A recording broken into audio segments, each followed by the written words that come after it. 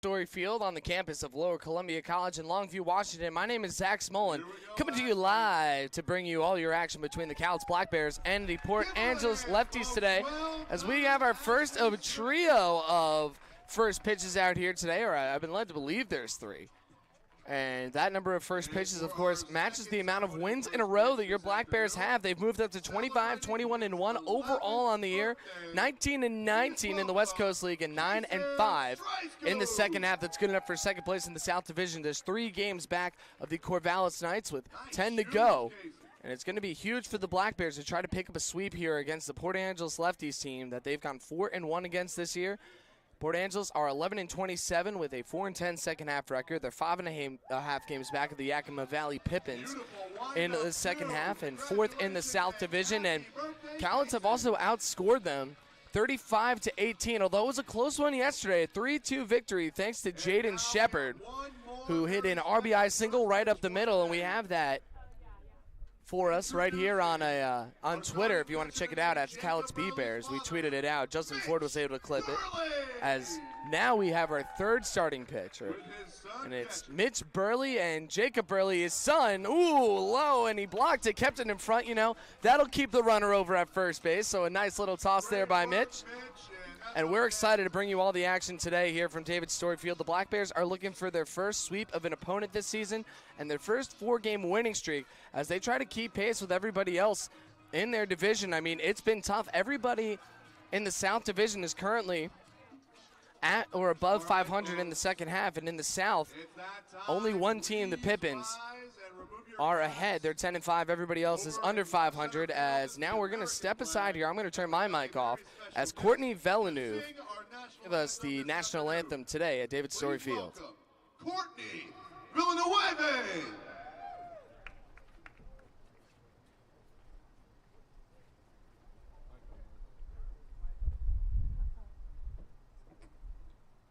There we go. Oh, say, can you see by the dawn's early light what so proudly we hailed at the twilight's last gleaming, whose broad stripes and bright stars through the perilous fight o'er the ramparts we watched were so gallantly streaming, and the rockets regular, the bombs bursting in air, gave proof through the night that our flag was still there. Oh, say does that star-spangled banner yet wave o'er the land of the free and the home of the brave? Courtney Villeneuve.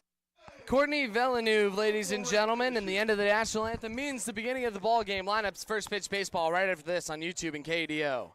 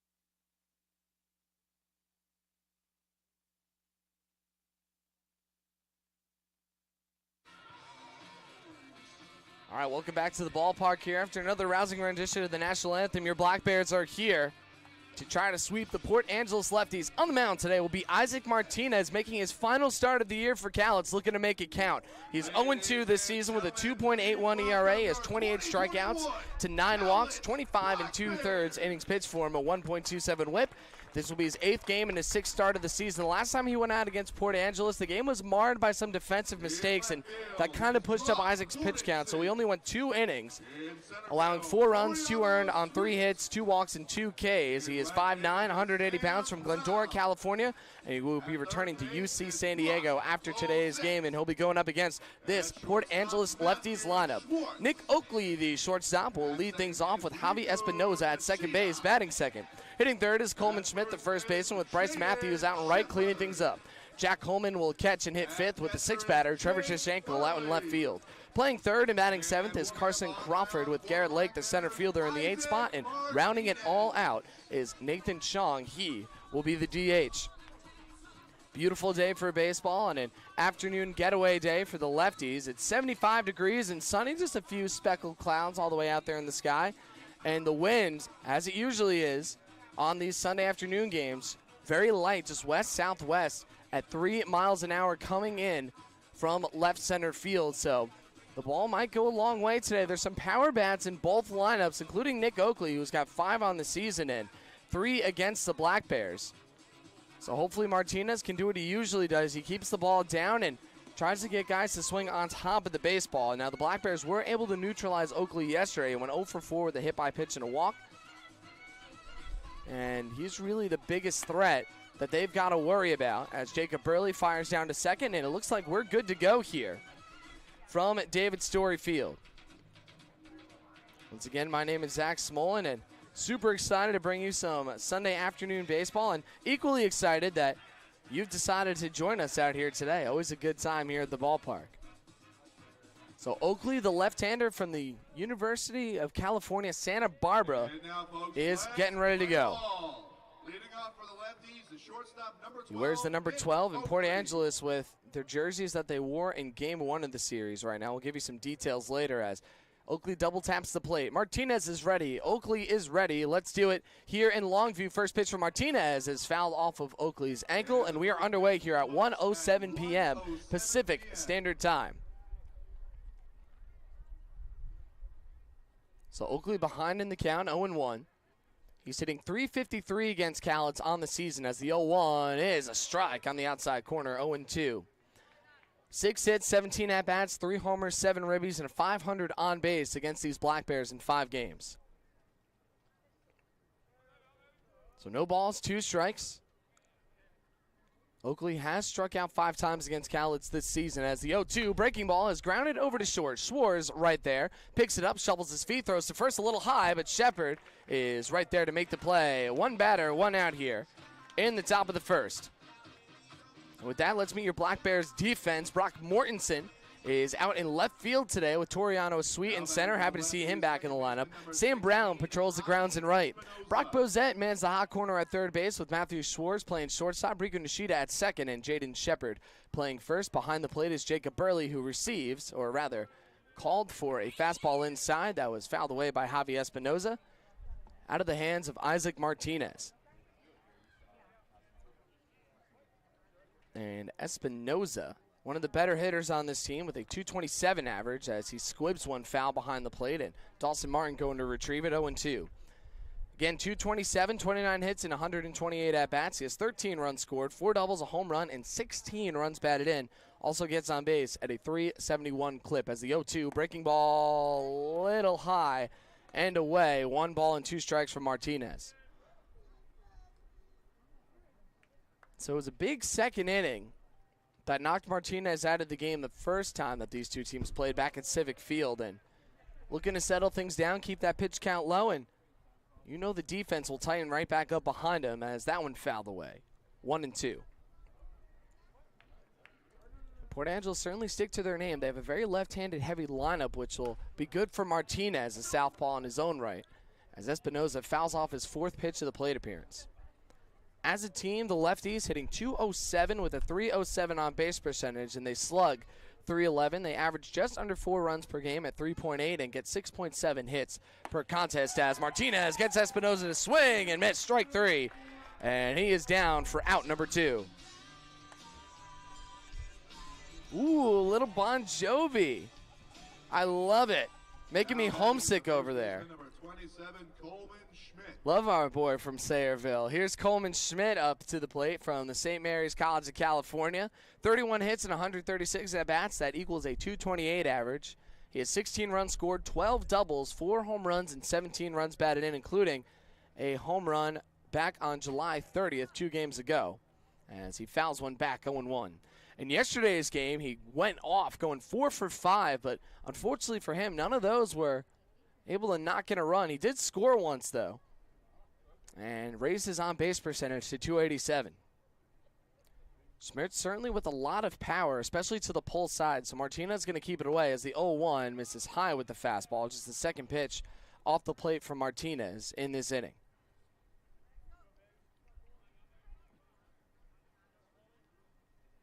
So we got a 1-1 due up with 2 down here in the top of the first. Just getting started here at David Story. So 1-1, up and away.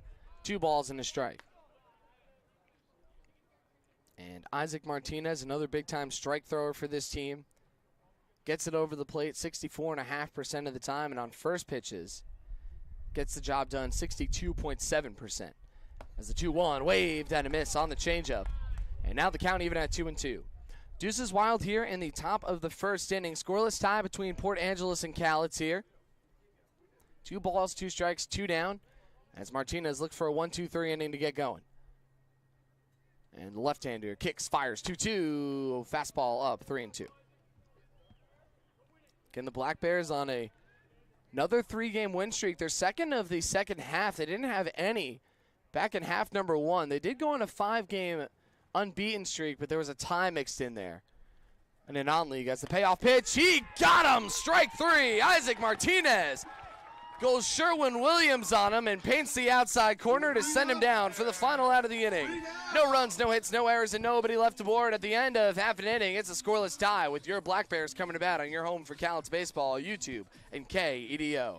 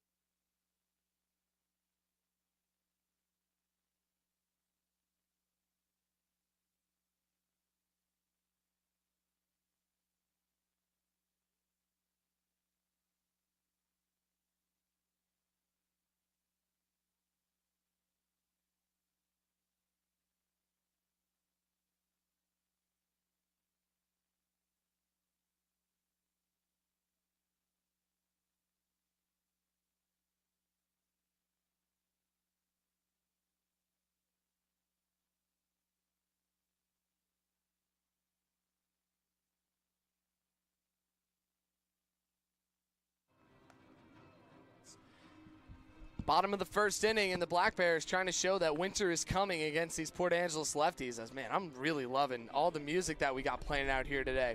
On the mound is Zach Ediger, a familiar opponent for the Cowlitz Black Bears, as he actually came in relief in the first game of the series and also started, or rather no, came in relief on July 24th, my mistake. As on the season 1-1 with a 3.37 ERA. This is his first start of the year. He's thrown 16 pitches and struck out 16 with a whip of 1.19, and Cowlitz will send up this lineup against him. Riku Nishida, the second baseman, will lead off with Brock Bozette, the third baseman, hitting second. Batting third is Sam Brown out in right field, with Brock Mortensen cleaning things up in left. Toriano Sweets in center, batting fifth, with Queso Gata, the DH, in the sixth spot. Number 7 in the order is Jaden Shepard playing first.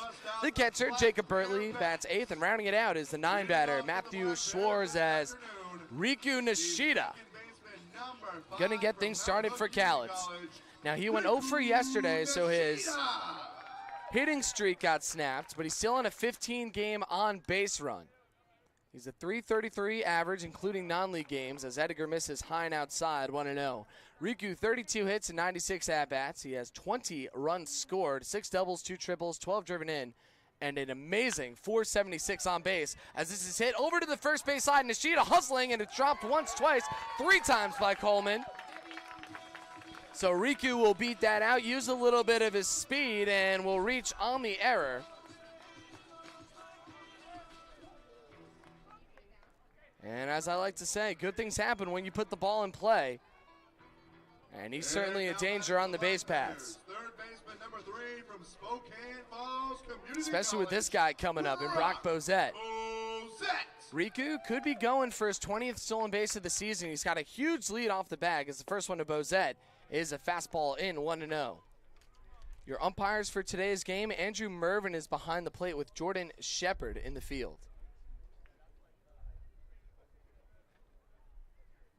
And now the 1-0. And Bozette takes it in again, 2 balls and no strikes. Brock, including non-league games, hitting .246 with 35 hits. That's second on the team. Oh, rather third on the team, my mistake. And 142 at-bats, 21 runs scored, 5 doubles, 2 home runs, and a team-leading 30 RBIs. Bozette lifts one as Nishida goes, and that'll go foul. 2 balls and 1 strike. Yesterday's game really made you sweat.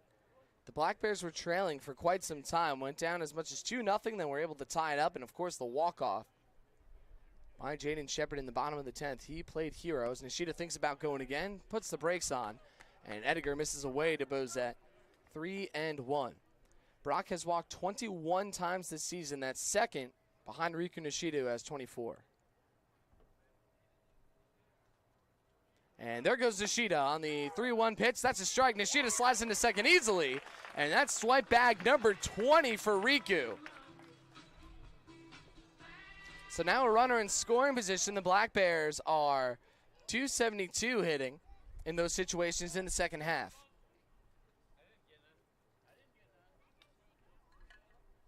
And now the payoff to Bozette. Swung on, laced in the air. That's going to go over to right and be caught on a line by Bryce Matthews coming in. He was playing rather shallow out there. So Bozette puts Goodwood on the ball, but is sent down for out number 1. And now please welcome your right fielder from the University of Portland, number 39, Sam Brown. Here comes another hero for the Black Bears in yesterday's game. Sam Brown with the Black Bears down 2-1. He belted a solo home run, his first of the year as a Black Bear. And in limited action, this is just his 6th game. He's hitting .235. He has 4 hits and 17 at-bats, 3 runs scored, a home run, and 2 runs batted in as the first pitch to the left-hander is waved at a miss outside, 0-1. Now, Edgar did pitch incredibly well against the Black Bears back on July 24th in that 4-3 victory that the Lefties had. He went 4 innings, allowing just 1 run on 3 hits, 3 walks, 6 Ks. As Brown belts one into center, going back on it his leg, way back towards the track, he makes the grab. Nishida leaves from second. He's going to go to third. So Brown with a loud out, but able to move Riku 90 feet from home. And now it's going to be up to the cleanup man, Brock Mortensen, to get the Black Bears on the board. 27 from UC Santa Barbara, please welcome Brock Mortensen. Mortensen, as you might have just heard Luke say over the PA here from UC Santa Barbara, really starting to find his power stroke in the past couple of games. He has 4 home runs and 16 driven in, as the first pitch to him is outside for a ball, 1-0. Mortensen also hitting .239 with 21 hits and 18 at-bats, 17 runs scored. He has 4 doubles mixed in there. And a .393 on base, though, and a .420 slugging, so he has an OPS of .813, which is very good. Don't let the .239 average fool you, as this hit just fouled down the right side, and the count now even at 1 ball and 1 strike. Nishida led off the inning with a hard ground ball to Coleman Schmidt at first, and he could not handle it. Actually, I believe he dropped it maybe 2 or 3 times. Then Riku stole second and advanced to third on a long flyout by Sam Brown to center. It's the 1-1 away to Mortensen, 2-1 with the fastball. So they're trying to stay outside against Brock. 3 of his 4 home runs this season have come to the pull side, although he did hit one to left field over in Yakima. Now brings him up to 20, I believe, on the season. No, 19, including his time at UC Santa Barbara, as he fouled it off his foot. They're still going to try to make the play, but That one went right on top of the guard. Hey, that's why he wears it. And we're all evened out now at 2 balls and 2 strikes. Scoreless tie here in the bottom of the 4th. 2 down. Riku Nishida waits on third as the Black Bears are trying to take an early lead and not waste the leadoff base runner in Riku Nishida. Toriano Sweet back in the lineup. He is waiting on deck. He and Case Ogata have both been out for a little while, and glad to see them both back. Now the 2-2. Mortensen takes the curveball and mashes it foul into the netting over on the right side, adjacent to the Port Angeles dugout. So we'll keep it at a 2-2. And Port Angeles today wearing their black jerseys with Port Angeles written across the front in orange, trimmed in blue. Also numbers on the back, orange trimmed in blue. Gray pants with black caps with the Port Angeles PA interlocking in dark blue on the front as the 2-2 to Mortensen is away, count full. Also blue socks for the lefties and some orange stripes on the edges of their sleeves. So now payoff pitch coming up to Brock. He's no stranger to walking. He's done so 16 times. And now Edgar going to step off the mound. And in Zach's last appearance against the Black Bears, he did allow a run. It was earned on 2 hits. He didn't walk anybody, though. Now he's back on the 30th. But he walked 3 the time prior when he went 4 innings. As the payoff is a curve, misses outside, tried to backdoor him. And now Mortensen will reach for Toriano Sweet. Sweet hitting .293. That is 4th on the team, including non-league games. He has 17 hits and 58 at-bats, 17 runs scored, 4 doubles, 14 RBI, and an on-base of 400, a slugging of .362. Sweet has been on fire this season with runners in scoring position, 9 for 22. That's a .409 mark. That's why he's got those 14 RBI despite the low number of games. So he takes a fastball in, 1-0. Yeah, Sweet's been dealing with a couple of different nagging issues, but is feeling good today. This is only his 71st plate appearance for Cowlitz. As they throw over to first, not nearly in time, and now Riku racing around on the third base bag, but will retreat before Coleman Schmidt can make a throw. Give it the defense for Port Angeles. Trevor Tashenkel's in left with Garrett Lake in center. Bryce Matthews out in right. Crawford, Oakley, Espinoza, and Schmidt from third to first, and Jack Holman behind the plate as Edgar deals, and the ball fouled away by Toriano on the right side. That'll leave the ballpark. Black Bears families abound here today. We have the Burleys, the Stinsons, the Ogatas. It's a great time out here. The Bozettes, they're in the house. I think today is the Burleys' last home game. We're going to miss seeing them around the park. So 1-1. It's a slider. Cut on a miss by Sweet, and Zach Edgar might go right back to that one with the 1-2 count. 2 on, 2 down, 1-2 to Toriano Sweet. Nishida waits at third and Mortensen on first base. Edgar tries to get out of the jam. He looks in for a long time, kicks, fires, goes to the slider. Mortensen headed to second. The pump fake. Nishida slides back to third. He's in there. So now a 2-2 count. Mortensen able to grab second bases. Man, they're just keeping the Jersey tunes pumping here in Longview. I'm having a great day. For Brock Mortensen, that's his 4th stolen base in 5 tries. Deuces wild again, 2 balls, 2 strikes, and 2 down, 2 in scoring position. The next one is Sweet, a slider. He punches foul on the right side. Tori was ready for that. There was a game, I believe it was against Port Angeles. I don't remember which pitcher it was, but Sweet was telling me that he knew that a slider was coming one time, and he absolutely crushed it. Now another 2-2. Is a slider that misses outside, fills the count up with Case Ogata waiting on deck. Black Bears trying to keep pace in the South Division. They don't have to win it outright, but they do have to at least be better than the Portland Pickles and the Ridgefield Raptors overall. And right now, Ridgefield just keeps on winning. As the payoff pitch is popped up on the right side. Running over is Schmidt, and that'll go out of play. So the count will remain full. We're going to take a look at the overall standings. The Black Bears have moved up to 4th, but they're still 3 games back of Portland. And they're going to need to pick up some ground on them in the Raptors.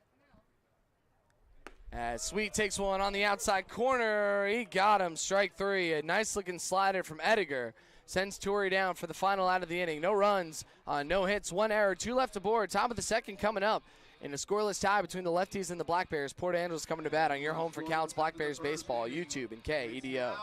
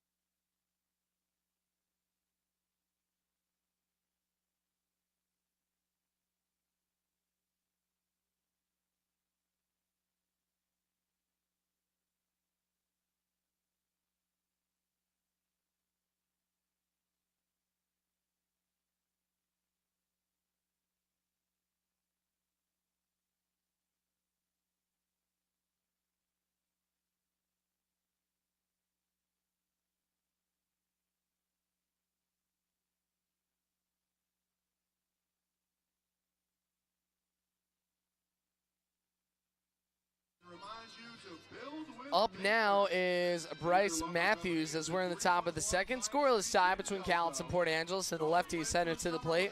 Bryce Matthews had a great game yesterday, going 2 for 5 with an RBI double. That was his third of the season. But he has struggled overall this year, just hitting 164. But with a lot of pop, he has 11 hits and 67 at-bats, 4 runs scored. He has 3 doubles, 2 home runs, and 9 runs batted in. And gets on base at a 250 clip. He's from Washington State University. So a tough left-handed batter for Port Angeles as Martinez delivers and gets a pop-up over on the left side. Looks like it may stay in play. Burley calling off Bozette. Bozette's got it right now the rail, and he's able to make the play for out number 1. Brock Bozette showing off some of the wheels and some good communication between he and Jacob Burley. So there's one down, and he was right next to the rail. Here's Jack Holman. Already the 4th lefty batter for Port Angeles against Isaac Martinez. Holman sit all over the lineup. He pinch hitting yesterday's game and was able to get an RBI hit as he takes one outside 1-0. Holman hitting 182. 20 hits and 110 at-bats, 10 runs scored, 4 doubles, 3 home runs, 11 driven in. Yesterday was 1 for 2 with an RBI, a walk, and a strikeout. And the next offering to him is a strike, 1-1. Jack Holman making his 4th start behind the plate against the Black Bears in their 6-game season series. He's 4 for 16 with a run, an RBI, and a walk in 6 total games. It's the 1-1. Is a little low below the knees. 2 balls and a strike. And Carson Crawford waits on deck. I believe I accidentally had flipped him in the lineup. Crawford is ahead of Tashankel. So 2-1 is swung on a miss. Nice little changeup inside, and we even the count now at 2-2.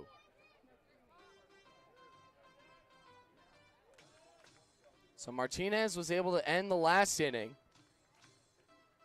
with a couple of strikeouts. Let's see him get number 3 right here. 2 balls, 2 strikes, 1 down. He deals low, and the count full.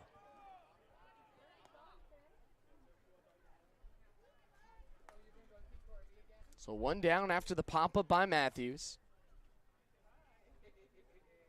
Cowlitz Black Bears look to continue their success at home in the second half. The 3-2 breaking ball. He got him. Swing and a miss. Strike 3. And Holman is down on strikes with that great heavy curveball. And there's 2 down with Carson Crawford coming up to the plate. Again, this is Isaac Martinez's last game as a Black Bear this summer, looking to make the most of it here. We've already seen a couple of nice performances in their players' Black Bears swan songs. First pitch is a fastball on the outside corner, right on the black, 0-1. That's where you want to live, especially a lefty against a right-handed batter. Try not to tempt him too much with some inside pitches. As Burley sets up high and outside, here's the 0-1. He hits his spot perfectly and gets Crawford a wave at it, 0-2.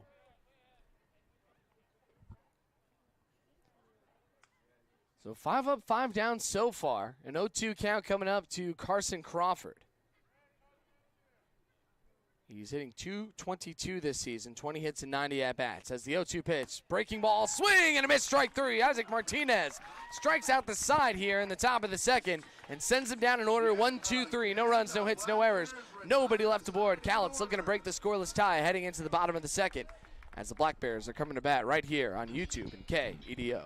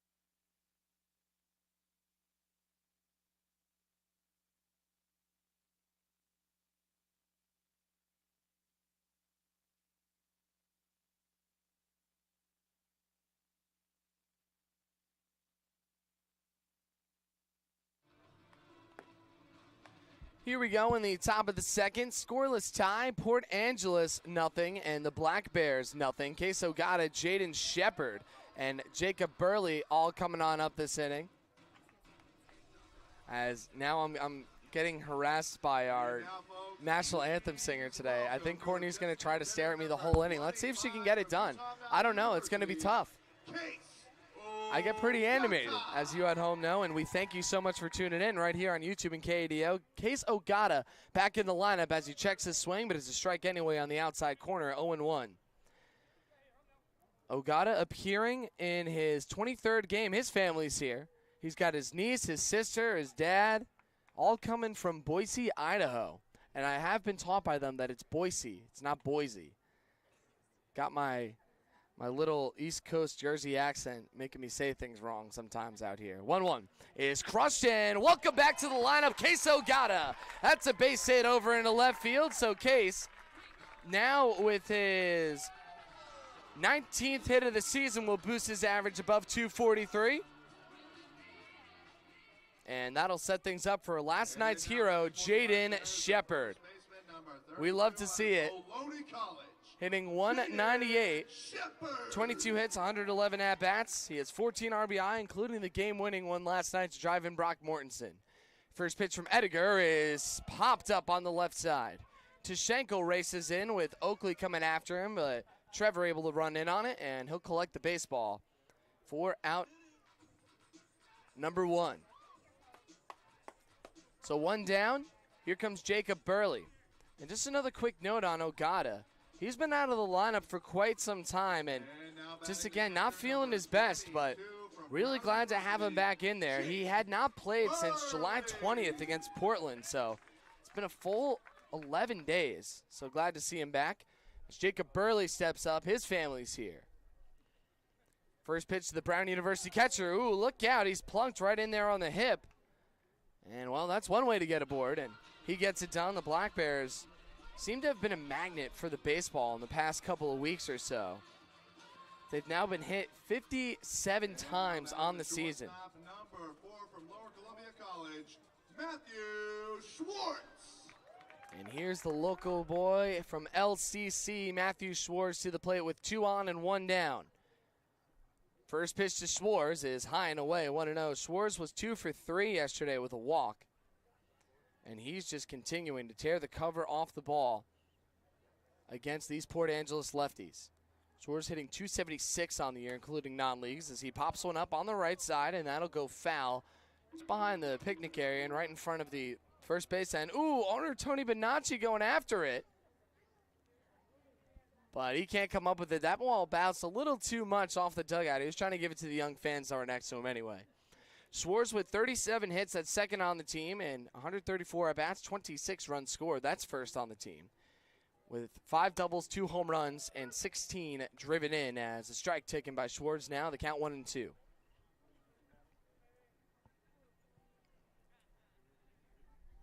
Ogata on with a hit. Burley on with a hit by pitch as the 1-2 to Schwartz. Slider and gets a piece of it.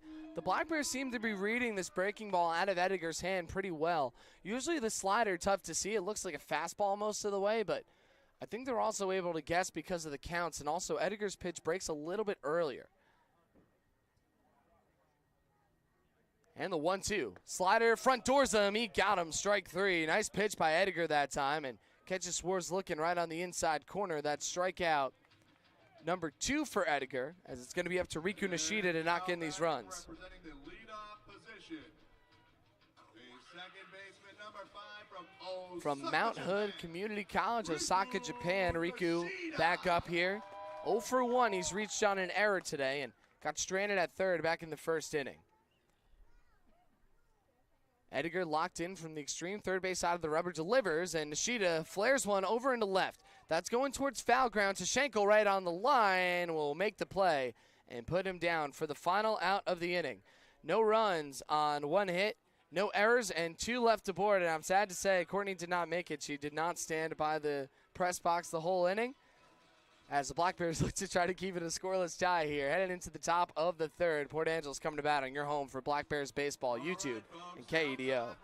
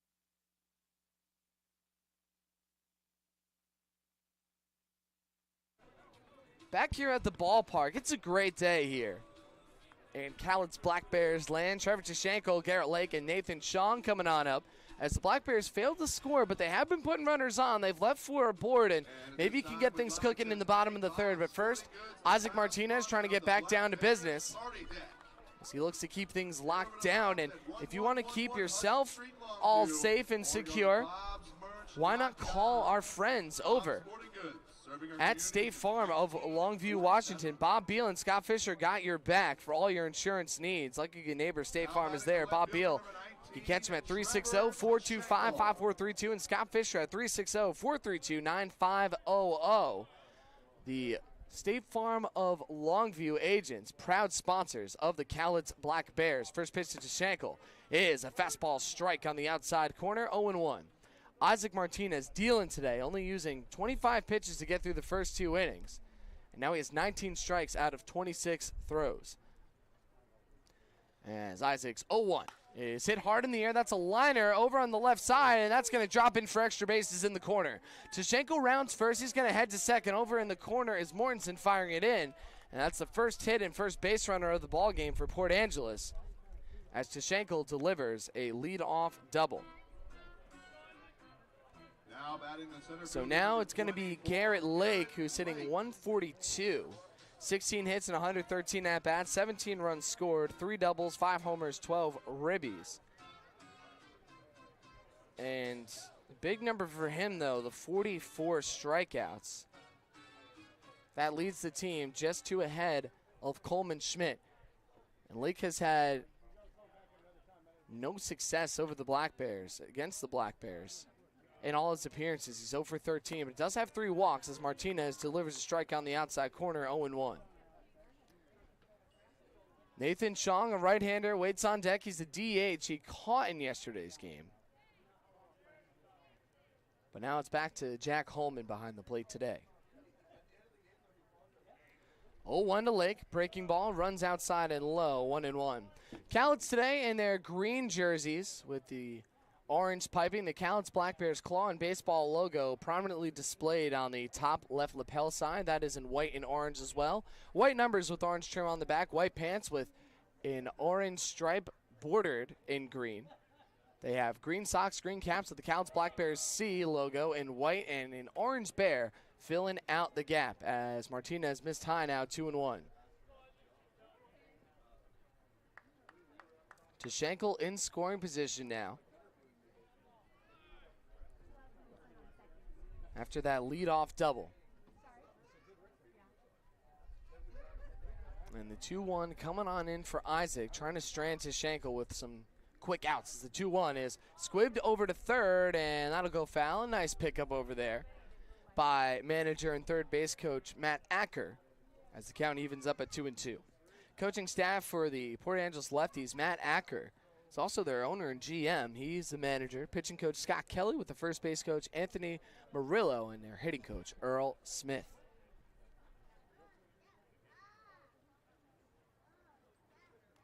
It's now a 2-2 count. Martinez looking for strikeout number 5. Schwartz keeping Tashenko close at second, only about 13 feet off the bag. The next pitch, he got him, strike 3. Rings him up on the freeze frame on the outside edge, and Martinez with 5 Ks out of the 7 outs that he's gotten today. Well, that's one way to come back after a leadoff double. As DH Nathan Chong going to come on up. He's hitting 192, 15 hits, 78 at-bats, 8 runs scored, 3 doubles, no home runs, and 2 driven in. He's got an on-base of 284. And he was 1 for 4 yesterday. Overall, he's 2 for 7 in this series. Another St. Mary's College of California bat as the first pitch is laced foul into the netting, 0-1. So we talked about earlier in the game, the Black Bears have not swept a team all season, nor have they been swept. And they're looking for their first 4-game winning streak here today. Plenty of baseball left, though. Top of the third with 1 down, and no scores so far. Tashenko leads off second as Martinez looks back. He kicks, he fires, the 0-1 is lined, and that might change the scoreless tie. Is this into right field? Picked up by Brown. He's going to come up throwing. He fires it in, and it's cut off by Shepard. It's going to end up being an RBI single as Tashenko comes around to score. And for the second game in a row, Port Angeles strike first. It's 1-0.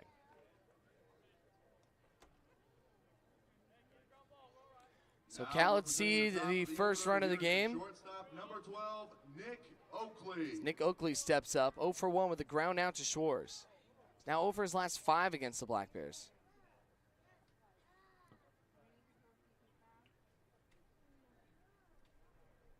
And the first offering to him is a line shot into center. Coming in on it is Sweet, hustling hard. That's going to dunk in for a base hit. Toriano picks it up, and then Nishida gets it on the shuffle throw, so back-to-back base hits, and Oakley breaks that hitless streak against Cowlitz.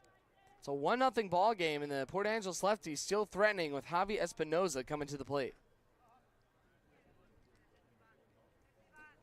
Espinoza 0 for 1. He was first strikeout victim of the ball game for Martinez.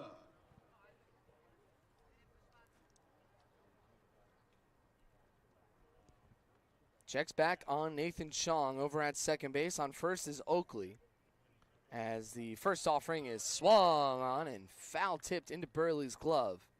0-1. Yeah, sometimes a little bit difficult for me to hear those foul tips. Usually got to wait for the umpire to signal it there. I thought that he waved right through it.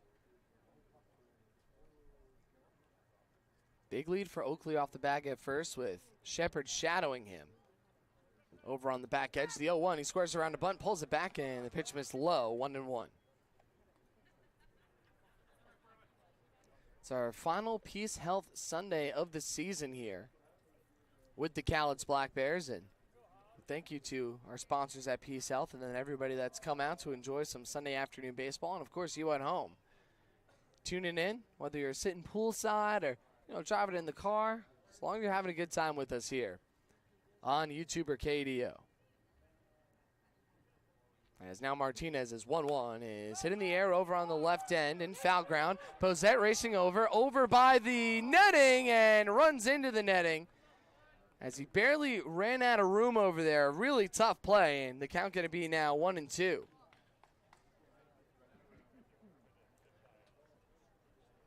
So no harm over there for Bozette, though. Just glad he's okay after going over and crashing into the fence, but luckily that netting with plenty of give, so did not hit it too hard.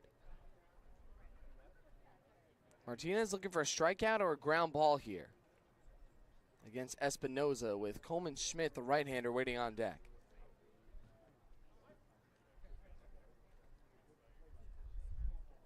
Chong fairly close to the bag at second base, with Schwartz playing behind him. He led off the inning, or rather drove in a run. As the 1-2 is down and outside, and the runners both go. So that's going to be a double steal on the play. So Chong to third. And over to second base, we got Nick Oakley, and a 2-2 count to Javi Espinoza. So now this might change Jacob Burley's pitch call here. Instead of looking for a double play ball, Black Bears can't really get that here, so it might go for a strikeout pitch. And that'll really change the mentality here. If they were thinking about going with a breaking ball low, they might try to get him on an elevated pitch right now. Burley setting up down and away, though. So perhaps the curve coming in from Martinez. And the 2-2. And it's a fastball missing high and outside. Pitch number 40 for Martinez fills the count. Tight jam for the Black Bears. 1 run already in this inning on 2 hits. And another one could put Port Angeles up by 3. Big payoff coming up for Martinez with the 3-batter coming up next. As Martinez takes a deep breath, he kicks, delivers, and misses. Ball 4. So now the base is loaded. And Coleman Schmidt stepping on up. He's 0 for 1 with a strikeout looking today. And Port Angeles have already had a couple of these situations. 1 for 2 with runners in scoring position today.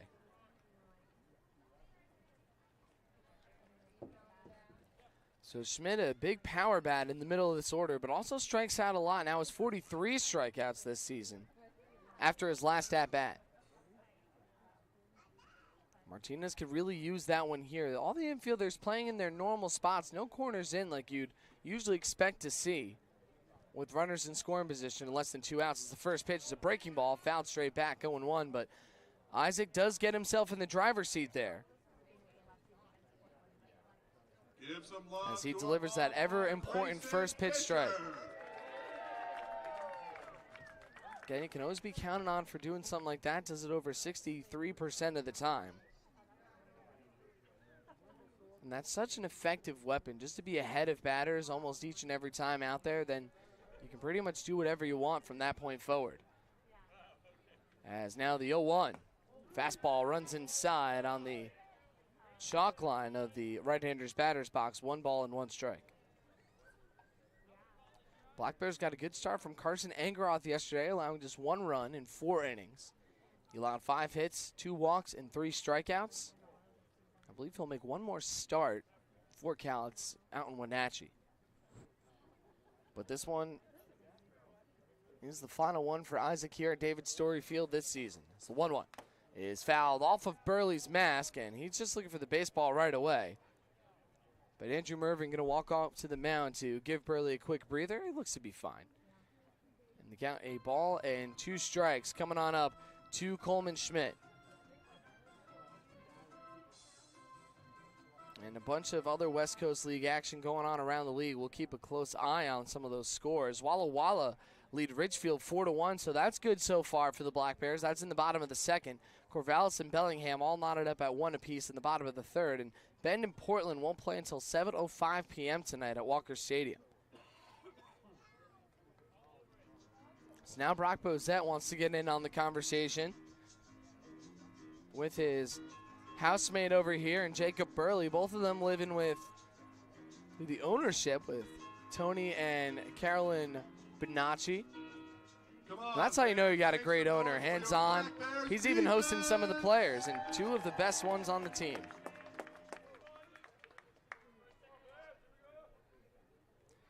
So Chong on third, Oakley on second, Espinoza on third base. Coleman Schmidt is at the plate behind 1-2 against Isaac Martinez. Isaac squats, then comes set. Long look in, the 1-2, breaking ball high, easy take for Schmidt.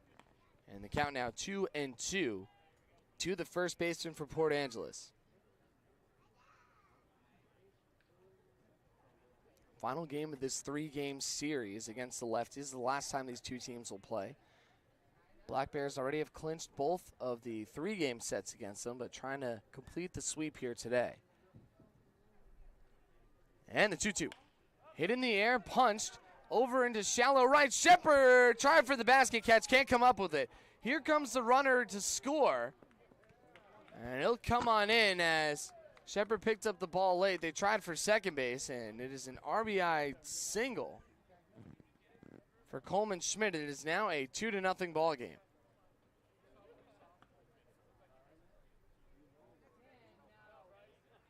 Yeah, that's a tough one for the Black Bears, as Martinez wasn't able to induce that weak contact, but it just went over Shepard's glove and could not make the play. So Bryce Matthews steps up, looking to extend Port Angeles' 2-0 lead.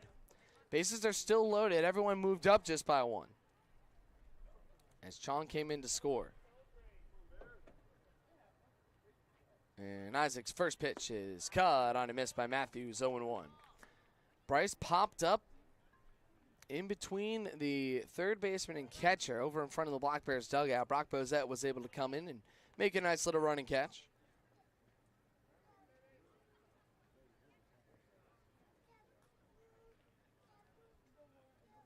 And now Isaac coming set, trying to leave these three aboard. So the 0-1 is crushed in right at Shepard. Picks it up, goes over to second for one, and they won't be able to go to first. So run comes in on the 3-6 fielder's choice. And now it's a 3-0 ball game. Port Angeles with all their runs in this inning. So that's really the only play that Shepard had on that baseball. As every other runner comes in, and Jack Holman will come on up. Martinez trying to stop the bleeding right here.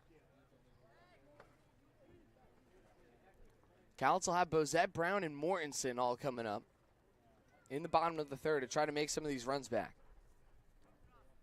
And Isaac deals, swung on, ground to first. Oh, another great stop by Shepard. Goes off his glove, picks it up barehanded, and steps on the bag to set him down for the final out of the inning. But Port Angeles erupt for 3 runs this inning on 3 hits, no errors, and they leave 2 aboard. Bottom of the third coming up now. The Black Bears trail at 3-0, but they'll come to bat with Bozette, Brown, and Mortensen on your home for Cowles Baseball, YouTube and KEDO.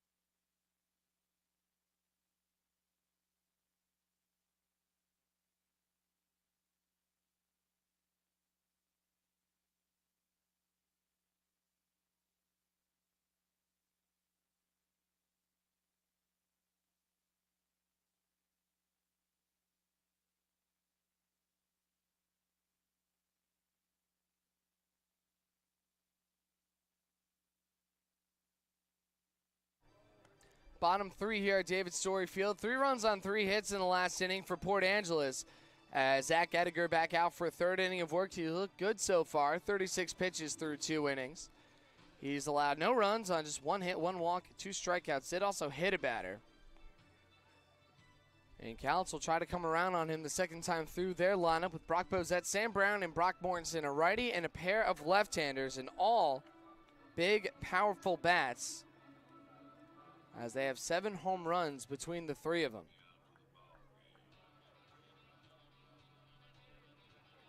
And Bozette 0 for 1 today with a hard line out over to right field. Bryce Matthews was playing shallow and was able to make a play on it. From Spokane, Brock Bozette. Now, Cowlitz came back from down 2-0 in yesterday's game. They're now down 3-0, but with plenty more time as Bozette squares to bunt, pulls it back, but Edgar hits that outside corner 0-1.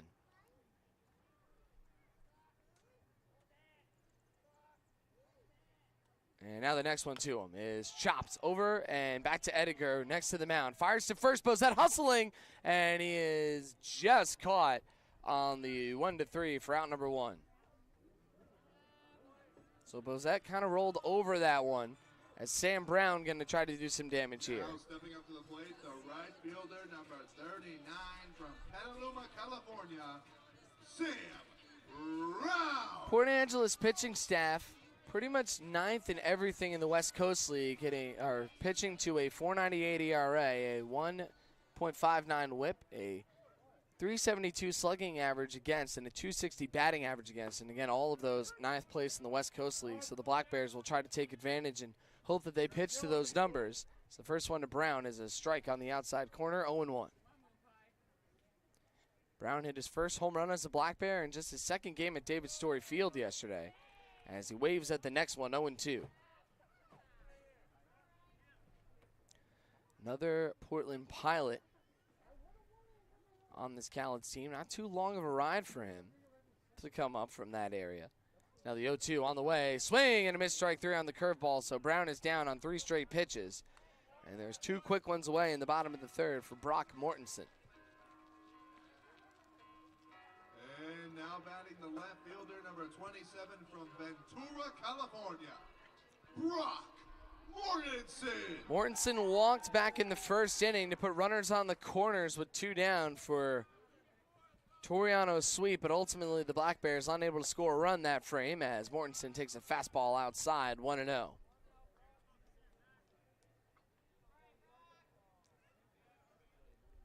And now the 1-0 to Brock is hit on the ground sharply and fouled away. Down the first base side, 1-1. Mortensen's been barreling the ball up quite well, especially in his past few games. He's really starting to come alive for the Black Bears. He's already been our Black Bear of the game 3 times. As the next one is grounded over on the first base side, and Schmidt knocks it down with his body, shuffles to first, and Edgar just barely wins the race.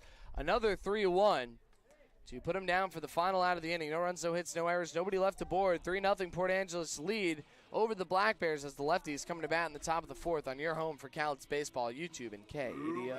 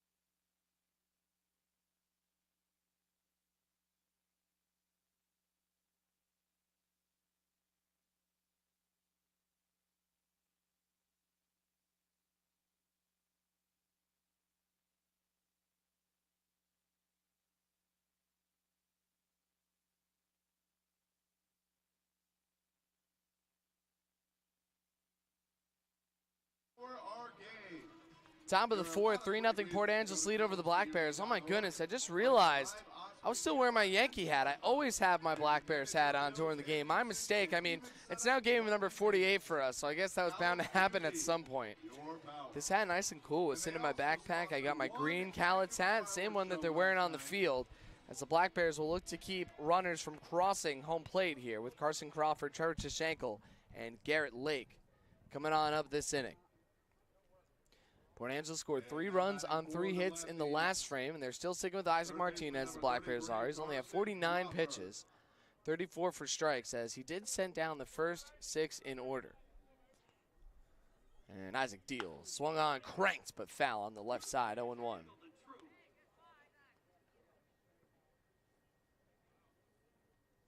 And Isaac with 5 strikeouts already this evening, or this afternoon. Yeah, it's only 2 o'clock right now. Nice and early Sunday game as the 0-1 on the way. Breaking ball is off the glove of Burley. I believe he swung and missed. And that one tipped off of Jacob's glove, so now the count 0-2. Crawford did strike out swinging his last time against Isaac. And it was on 3 consecutive pitches, so Martinez trying to do that exact same thing again. Base is empty with nobody down in the top of the 4th. Burley sits up high and away, deals, and this one off the handle of the bat and into the screen behind home plate, so we'll keep it 0-2. 3 runs, 4 hits, 1 error, 2 left aboard for Port Angeles. No runs, just 1 hit. That was off the bat of Case Ogata. No errors, and 4 left for your Cowlitz Black Bears, who trail a third of the way through this ballgame. And Isaac's 0-2 is low. A nice check swing by Crawford, and they say he went around. Strike 3, so Carson Crawford is down swinging for out number 1. Strikeout number 6 for Martinez.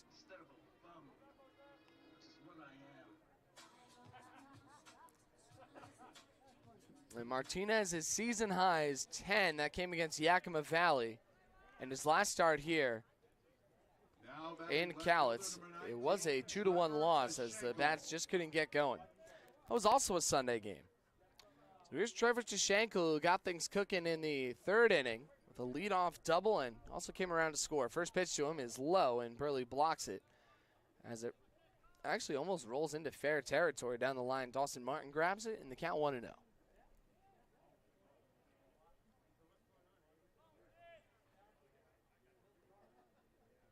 And now the 1-0 for Martinez is fouled away. 1 ball and 1 strike. The Black Bears will have 3 more home games before the end of the season, and hopefully maybe some playoffs. They're 3 games out of a spot, whether you go by overall or second half record. They're just chasing different teams.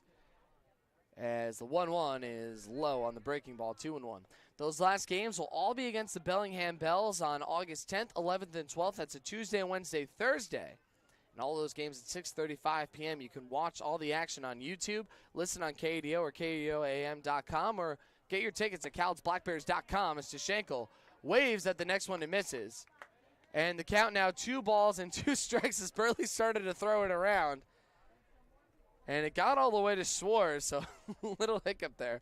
Let's see if they can actually get the strikeout this time. But if you still want to watch your Black Bears play before that, they will be in Ridgefield the next few days. This line, oh, what a catch by Isaac Martinez! Right back to the mound. Martinez started to fall back, but kept his glove up there.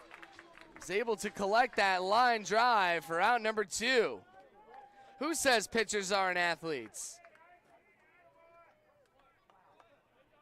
So what a play by Isaac as Garrett Lake comes on up. Yeah, seriously, is that Isaac Martinez or Neo, Keanu Reeves? I can't tell. First pitch is high and inside to Lake, 1-0. But again, if you want to catch the Black Bears before they're back home from the 10th to the 12th, they will be playing the Ridgefield Raptors from the 3rd to the 5th, so just a quick shot down I-5 in all those games at 6:35 p.m. And Cowlitz could certainly use your support on the road as Lake takes a strike, 1-1. Those will be the final games of the Columbia River Cup. The series currently tied up at 2-2, and also playoff spots really on the line for both those teams. As the 1-1 is fouled back. 1 ball and 2 strikes.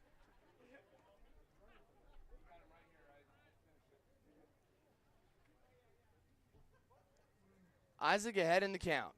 1 ball, 2 strikes, 2 down. He kicks, he fires, and he misses low, 2-2. Probably looking to get 5 or 6 innings out of Martinez today, depending on that pitch count. He's given up 3 runs, all earned, but has settled down here in the top of the 4th inning. As now the 2-2 is fouled into the foot of Lake, who's still looking for his first hit against the Black Bears. He struck out 6 times in 17 plate appearances. Lake, a very talented center fielder, has got a lot of speed. And certainly he's got some pop with those 5 home runs. Now the 2-2. Swing and a miss, strike 3. Isaac Martinez bounces back from giving up a trio in the last inning and picks up strikeout number 7 of the afternoon. No runs, no hits, no errors, nobody left aboard. Bottom 4 coming up. Port Angeles 3, Black Bears none, and Cowlitz coming to bat on your home for Cowlitz Black Bears baseball, YouTube and KEDO. Another clean.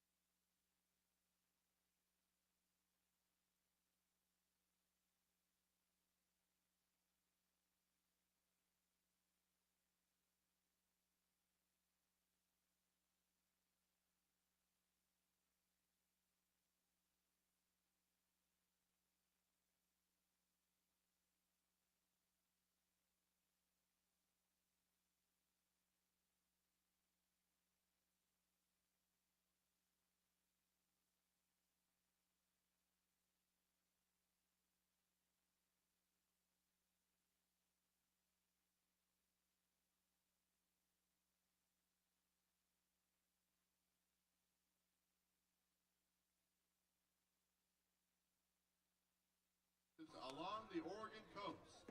3-0 Port Angeles up on Cowlitz in the bottom of the fourth. Sweet Ogata Shepherd.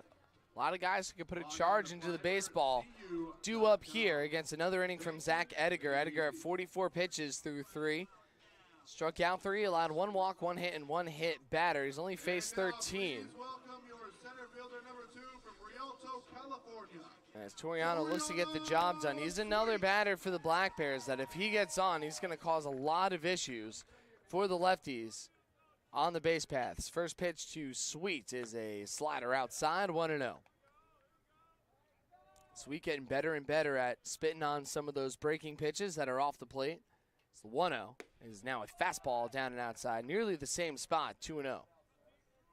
Yeah, that's a tough sequence right there. The slider that missed away, and then you bring it up with the fastball, and now gets it again. This time able to clip the outside corner, 2-1. So that was honestly the best pitch he could have thrown in that spot. He missed twice outside with 2 pitches that looked the same, and then he just moves it 2 inches in. Now this fastball was above the belt and fouled back 2-2, and ooh, all right. Little ricochet action in the seats, and ball getting flipped over to a young fan, making some baseball memories here at the ballpark. 2-2 to Sweet. Slider, swing, and a miss, strike 3. Ediger, strikeout number 4. And that is out number 1 in the bottom of the 4th inning. So here's Queso Ogata, the only Black Bear with a hit today. He's 1 for 1 with a single over on the left side. And again, he hadn't played since July 20th against the Portland Pickles, so welcoming himself back to the lineup as he takes a breaking ball on the outside corner, 0-1. Jaden Shepherd on deck. As the next one to the designated hitter is up and away. 1 ball and 1 strike now. Coming up to the Utah Valley infielder, 1-1.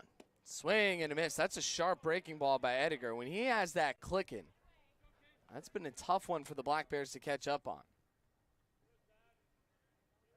So now 1 and 2 strikes. Ediger struck out the first batter. As he deals again, and ball slipped out of his hand. Missed a little high now. 2-2 the count. Now Gatto was one of the players on this Black Bears team that were going to Boise State, and then of course they cut their baseball program. So he, Jace Bailey, and Matty Fung all transferred out. There's now a payoff pitch coming up to Ogata. That one missed down and outside. The 3-2 is hit off the end of the bat and over to the first baseman. Schmidt had to go over towards the second base side and now fires over to Ediger. Another 3-1. There's been plenty of those today. And there's 2 down for Jaden Shepherd. And now batting, the first baseman, number 32 from Pleasanton, California, Jaden Shepherd. Shep 0 for 1 with a flyout. And the first pitch to him is hit in the air over to right center field. Splitting Matthews and Lake. Coming in on it, though, is Matthews. And no, ultimately, actually, I'm still not sure who caught that one. Yeah, it was Matthews to make the grab and puts him down for the final out of the inning. So the Black Bears go down 1-2-3.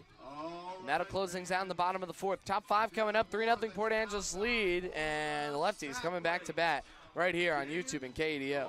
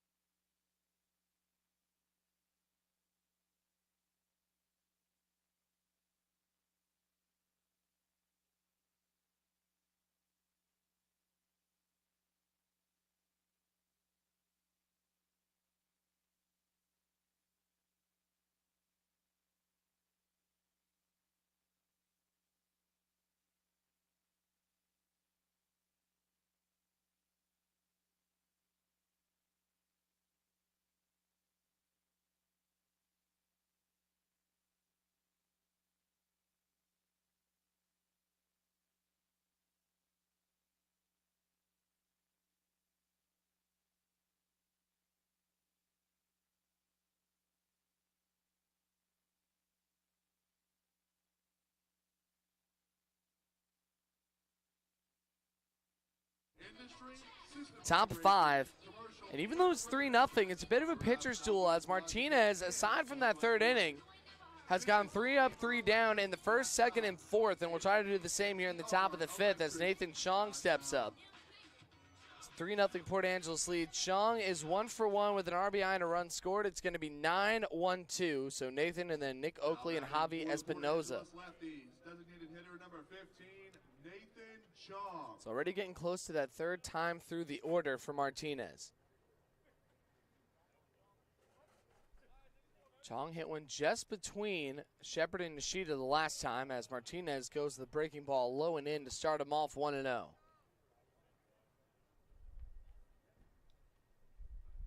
Not a lot of offense from Cowlitz today, but Martinez doing everything he can to keep him in the ballgame as the 1-0 is off the top part of the bat and will be fouled behind home plate. Retrieved by Oakley. He actually beats Dawson Martin to it, although Martin slowed down a little bit. He's got that catcher's gear on. Little friendly exchange between the two, 1-1. And now Isaac's next one. Breaking ball right on the outside corner. A ball and 2 strikes. Martinez does have 7 Ks today to just 1 walk. But the 3 runs on the 4 hits have blemished his line thus far today. Here comes the 1-2, and it's lined up the middle, and that'll go through for a base hit.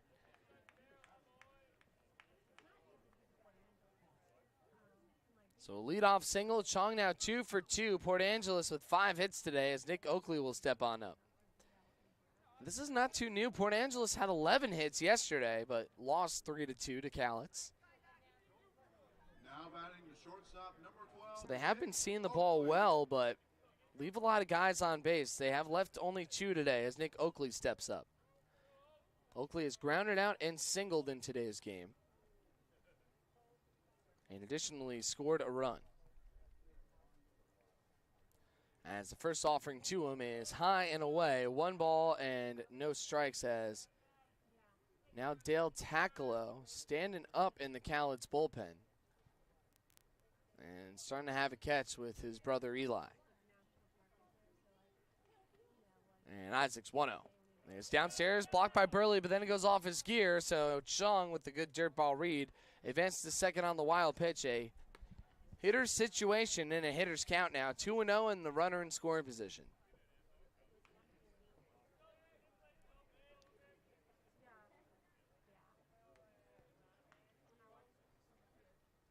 Nishida playing back on the grass on the second base side, anticipating a hard ground ball from Oakley. So now the 2-0 is outside, 3-0. Again, Isaac's only walked 1 today. Now Tackalo's starting to throw a few off the mound.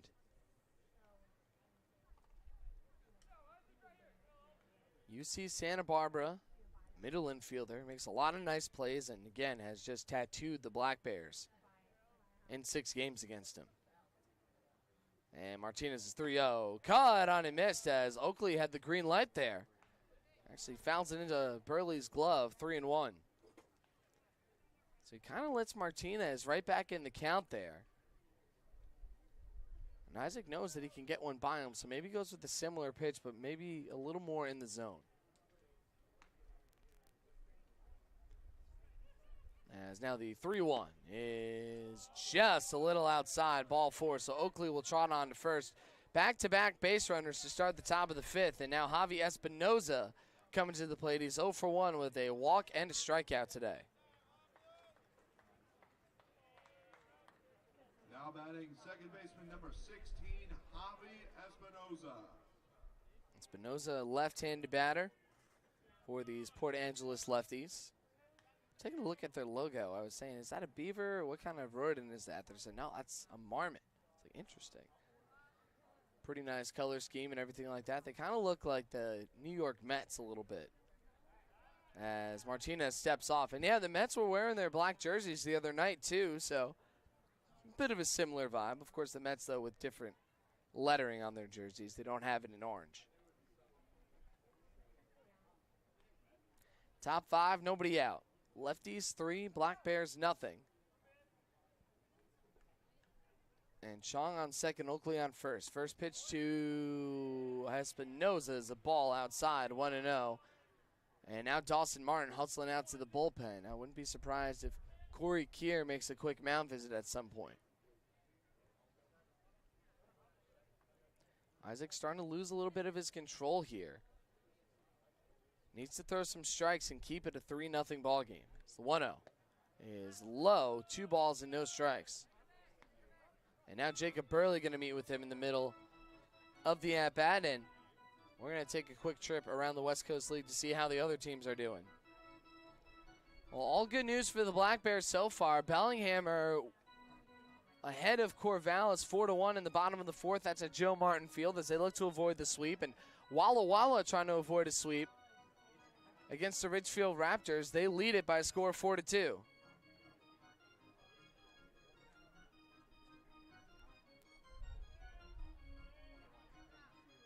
So their conversation is done, and let's see if Burley has calmed down Martinez to the point where he can pick up a couple outs here in the top of the 5th.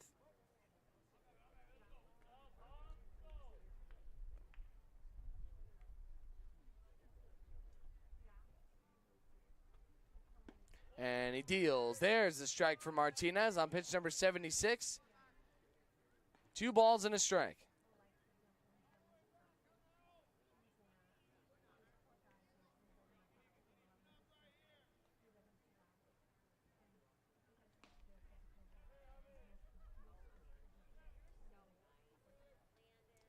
And the 2-1.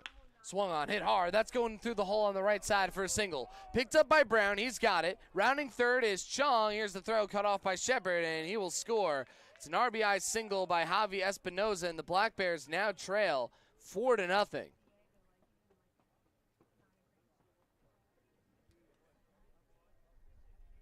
And now they're telling Tackle to speed up out there in the pen. A rough inning for Isaac Martinez. This Corey Keir going to have a chat with him.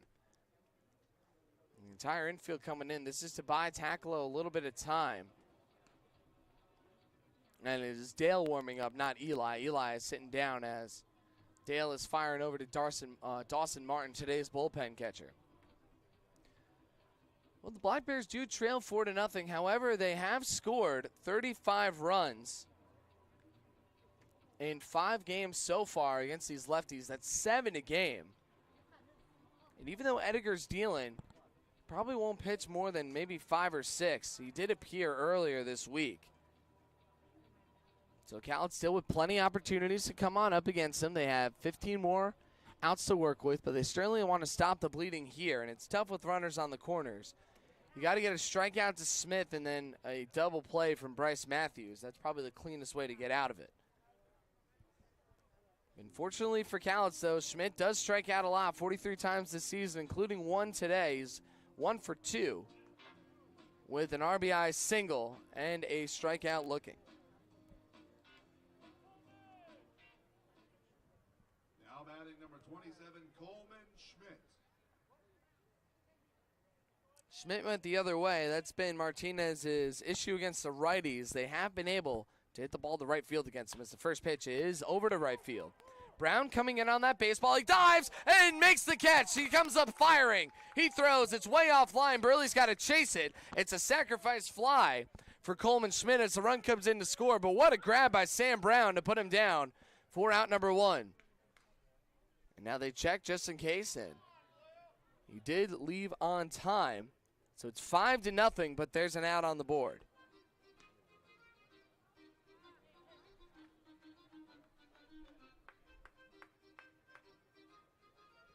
So 5 runs on 6 hits. Here's Bryce Matthews. No easy double play for Cowlitz here. Matthews 0 for 2 with a fly out and a ground ball into a fielder's choice.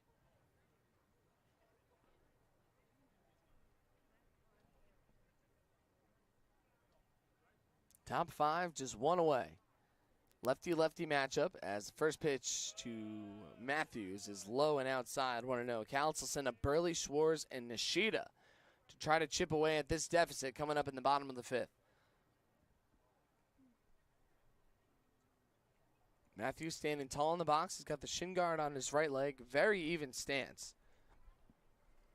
As the 1-0 is hit high in the air, deep over to right field. Brown back to the track, and he makes the catch near the wall. Sam Brown with back-to-back great plays out there in right fires the baseball in.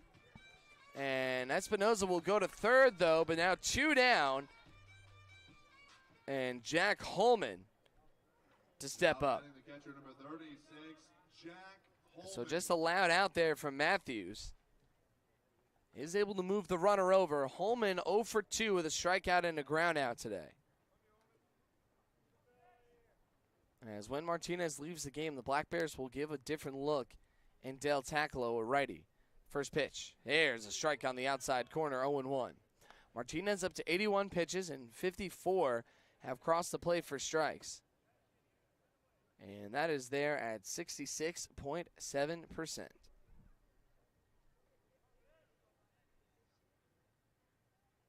Now he nods in, gets the signs. The 1-1 is fouled back, and he's ahead 0-2.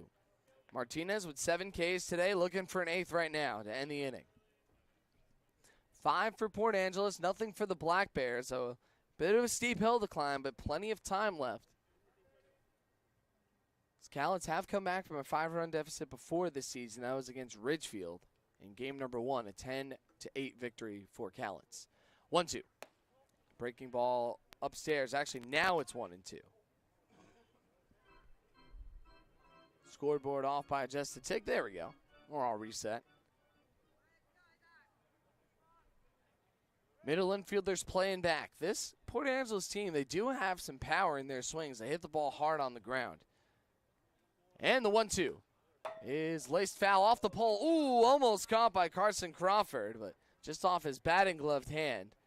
And he'll roll it on over to Grayson, the bat/ball boy for the Black Bears. And let's see if that ball gets recycled at some point. It's now another 1-2 on the way after the foul by Holman. At least trying to strand Espinoza at third base as he delivers. Breaking ball swing and a missed strike 3. So Martinez sends Holman down on strikes. It's number 8 of the evening, but not before surrendering. 2 runs on 2 hits, no errors, and 1 left aboard. Bottom of the 5th coming up. Burley, Schwartz, Nishida as the Black Bears come to bat, trailing by 5 on KDO and on YouTube.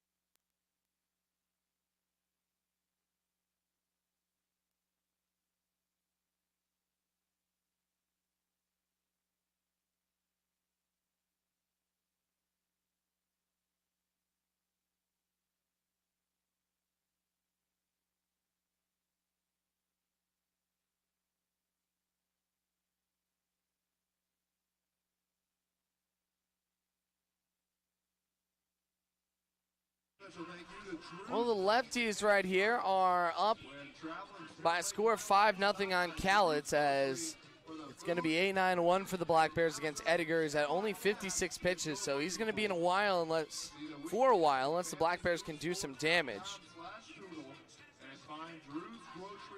As we sit here with the Lefties, a couple of big innings, and the Black Bears looking for one of their own. Burley, Schwartz, Nishida, a trio of good hitters.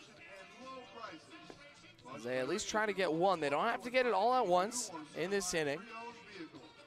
Just have to start putting some traffic on the base paths. And now a quick fire down from Jack Holman, and we're ready to go here in the bottom of the 5th inning. We're halfway through at David Story on a Peace Health Sunday. And now, folks, please put your hands together for the catcher, number 22, Jake Burley.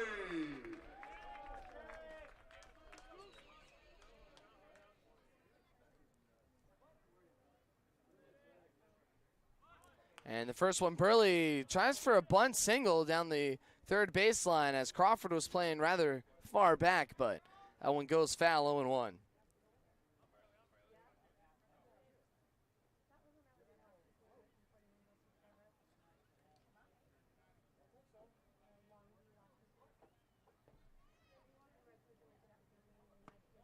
And the next pitch to Burley is low, 1-1. Jacob was hit by a pitch in the first one he saw in his last plate appearance. Trying to get aboard for a second time today, albeit in a less painful way, as the 1-1 is chopped foul on the right end. And, ooh, Brian Burris has still got it over there as the third base coach today. His third game in a row in that position for Cowlitz, as the 1-2 coming up to the Black Bears catcher. Edgar's been carving up the Black Bears. That slider has been playing really well today. It's 1-2. There it is again, and induces a pop-up to shallow right center field. Matthews ranges over. He's right there, and he'll make the grab to send Burley down for out number 1. So with 1 away, here comes Matthew Schwartz, who's 0 for 1 with a strikeout swinging. As we're just moving along right here. An hour and 18 minutes in, bottom of the 5th with 1 down. It's an important game for the Black Bears to win, especially with Corvallis and Ridgefield trailing, as this hit in the air to shallow center, hustling in his leg. He cannot make the shoestring catch, so Matthew Schwartz with a base hit. And he's aboard with 1 away, and Riku Nishida stepping up to the plate. Now here comes the sorcerer at second base. Number 5, Riku Nishida. Riku 0 for 2. He's reached on an error and flied out today. Left-handed batter calls time and gets ready to step into the box. His bat actually matches the Port Angeles jerseys here today with the black and orange.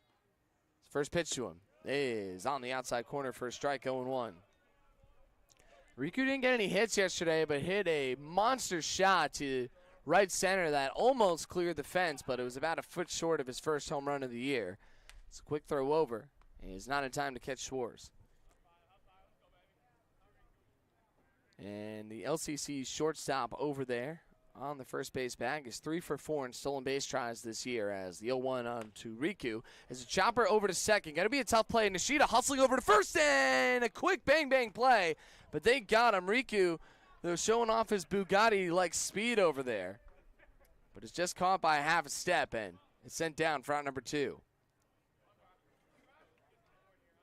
Yeah, he makes every ground ball an adventure. That's for sure. Whether he's fielding it, and it's a different type of adventure when he's fielding it. It's a fun adventure, and it is not very fun for opposing defenses when he hits it on the ground. So here's Bozette, 0 for 2, and he lines one into center field. Waiting on it is Lake, and he will put the squeeze on it to put him down for the final out of the inning. So the Black Bears failed to score again. No runs, this time 1 hit, no errors, and 1 left on base. We go to the top of the 6th. Port Angeles 5, Black Bears nothing, and the Lefties coming to bat on your home for Cowlitz Black Bears Baseball, YouTube and KEDO.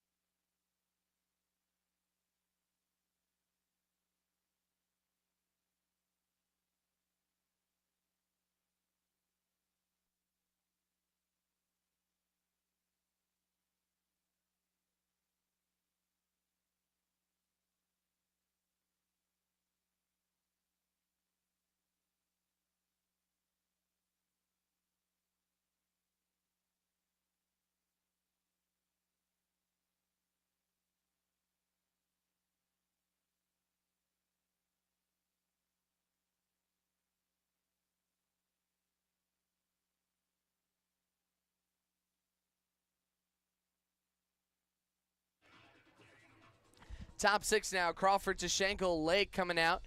Gets a new arm for the Black Bears. It's Dale Takalo from Lewis Clark State College, and that'll close the book on Martinez. He threw 5 innings, allowing 5 runs, all earned on 6 hits, 2 walks, 8 Ks though for him.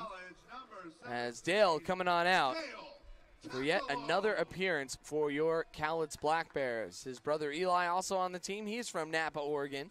Making appearance number 15, he has made 4 starts. He's 1-0 with a 4.50 ERA in 30 innings, 24 Ks, 9 walks, and a whip of 1.17.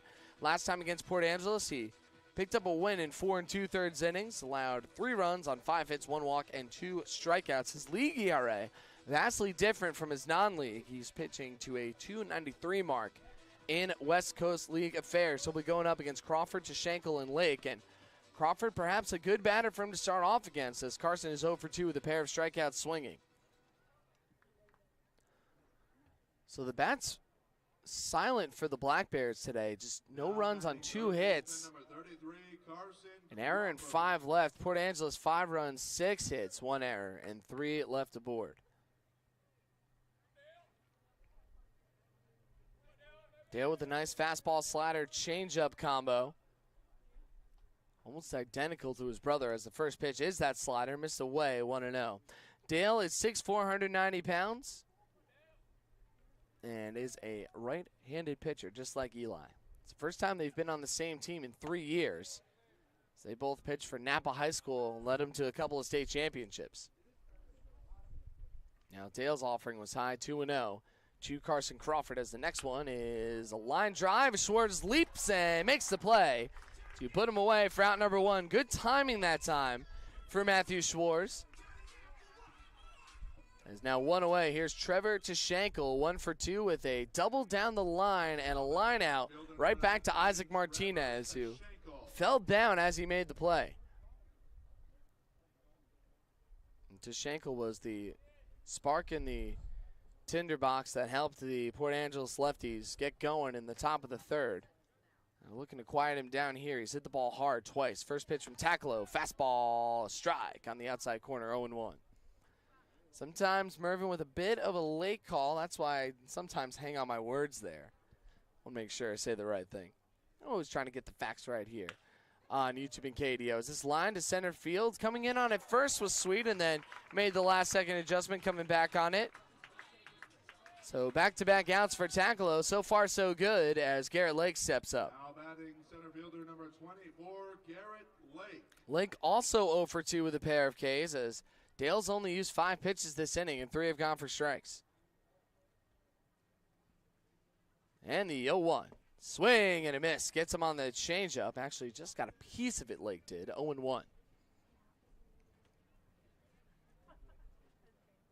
Same deal, no win, so hopefully the Black Bears can take advantage of that.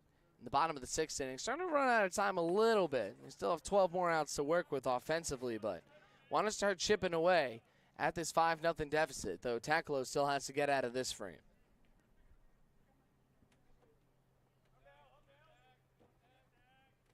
And the 1-2 just missed outside, or rather the 1-1 missed outside. Now it's a 2-1 count with 2 away. 5 runs, 6 hits, 1 error, 3 left for Port Angeles. No runs, 2 hits, no errors, 5 left for the Black Bears.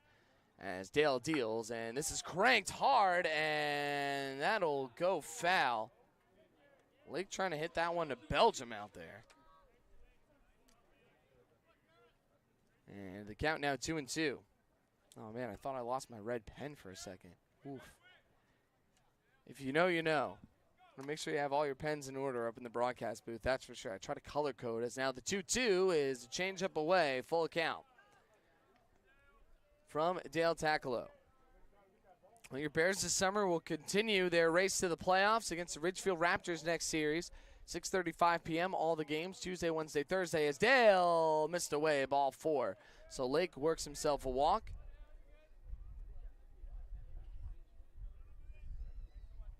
And now we are in with a man on first and Nathan Chong stepping up to the plate.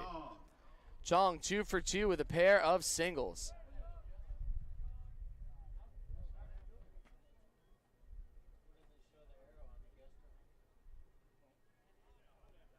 Chong 2 for 2. First pitch from Takalo, hit in the air, and that'll go foul over by the pen.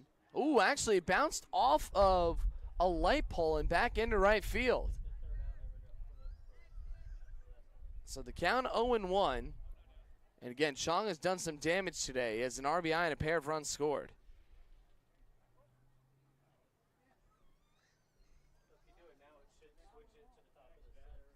And now Takalo, ooh, all he does is flinch over.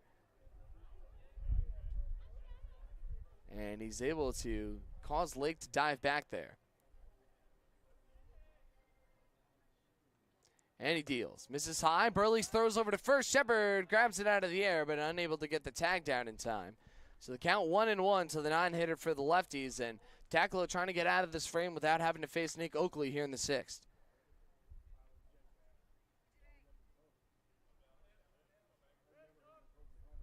And he deals just off the black inside. 2-1.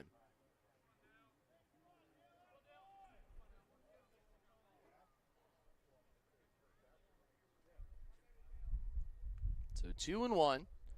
The man on first, and yeah, they're really worried about Lake over there on the first base bag. Let's see what he's done this year on the base paths. I don't believe he's got that many stolen bases. Well, yeah, he does have 7. It's 3rd on the team in 8 tries, but doesn't get on base too often as he takes a nice secondary. This one is fouled away on the right end yet again. Always a good spot if you want a souvenir here at David Story Field on that right side by the opposing bullpen, and the count even now at 2-2. First 2 sent down fairly quickly. Garrett Lake then worked a walk, and now Juice's Wilds count in the top of the 6th. Runner goes. Tacklo deals. This one hit in the air over to left, hanging high. Going back on it is Mortensen. That one is deep and gone. Nathan Chong stays hot at the plate as he'll touch them all. Garrett Lake will score. Chong right behind him. It's a 2-run home run. And the Black Bears now trail 7-0.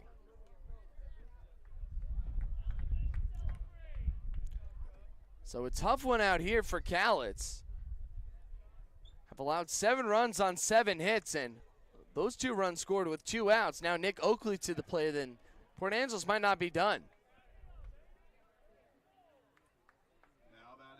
Oakley 1 for 2 with a ground out, a single and a walk, squares around, pops it up, Bozette charging in, and he slides. Oh, what a play by Brock Bozette!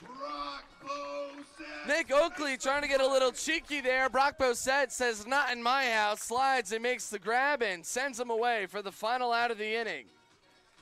But 1 run on 1 big hit. 2 hits. 2 hits? 2 runs. There we go. Thank you, Josh. 2 runs on 1 big hit. Thank you.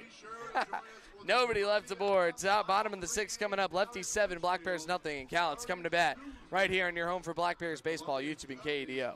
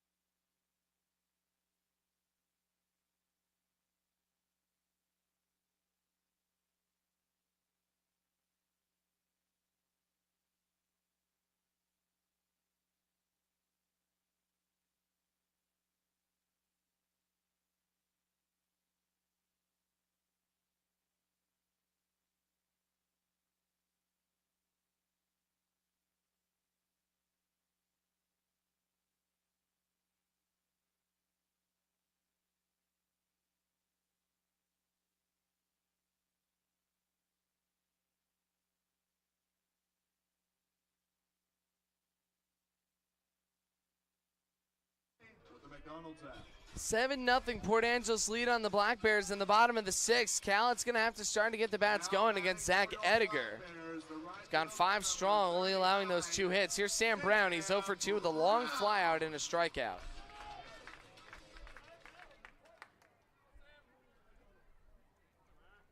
So let's see if the Black Bears can start to get themselves back in. And, well, it starts off pretty well.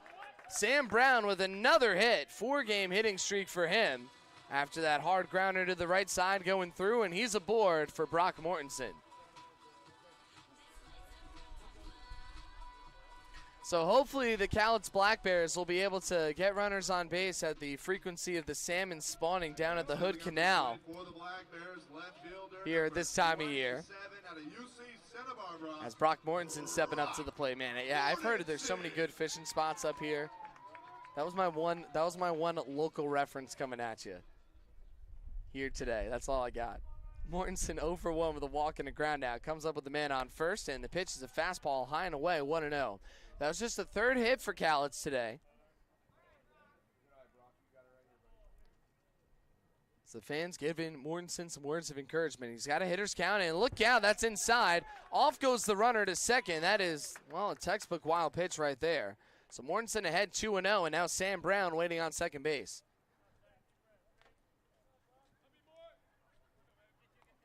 Black Bears 0 for 6 with runners in scoring position today. Looking to break that now. As the 2-0 to the lefty is high. Good take by Mortensen. That was a close pitch, 3-0. And now, starting to warm somebody up in the pen, Port Angeles are, as the 3-0 is in for a strike just there at the knees. Mortensen was preparing to throw the bat away, but then decided not to.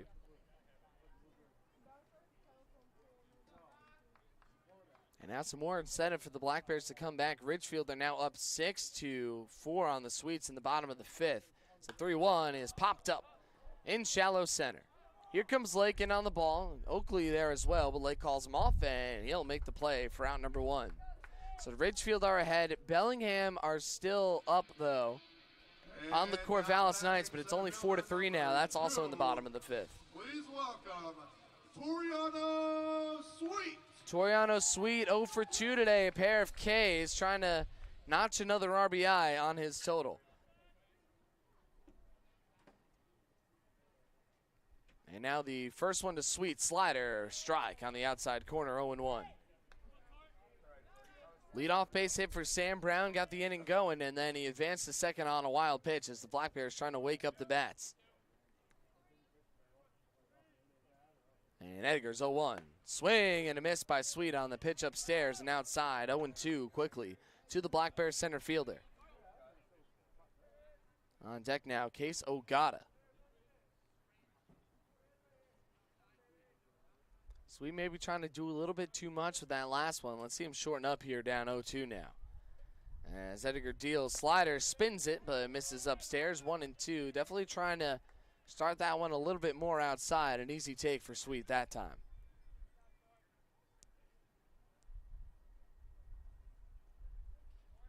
Long look by Edgar as the 1-2 is splintered foul, and that'll go right in front of the Port Angeles on deck circle. Still a 1-2 count. Again, the Black Bears hitting .272 with runners in scoring position in the second half, but just .215 on the season and 0 for 7 in those spots today. They've left 5 men aboard through 5 1/3 innings at the plate. As Edgar has been pristine. Here's the 1-2. Slider away off the end of the bat, and again will sail foul on the right side, and another 1-2 coming on up.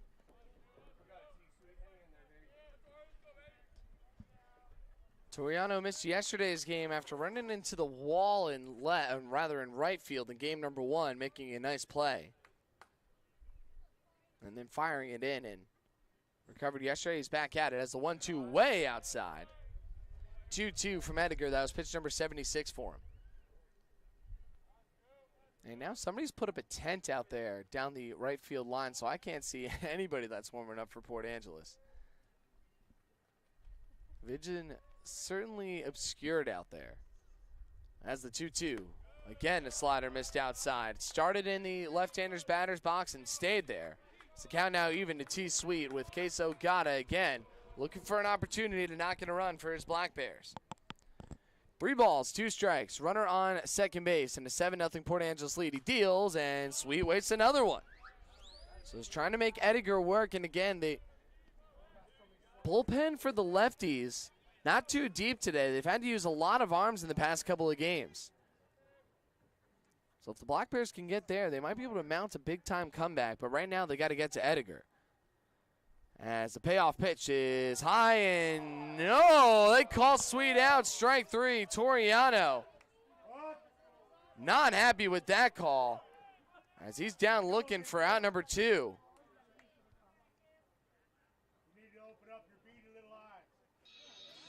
And now Matt Acker coming out to the mound. Is this going to be it for Edgar already? Just got the out there. No, it looks like it's just going to be a conversation about what's going on with Case Ogata, who's 1 for 2 today, single and a ground out.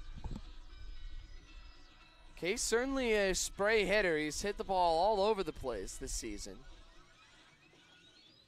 Does have a home run for the Black Bears, but base hit will suffice as they just trying to chip away right now.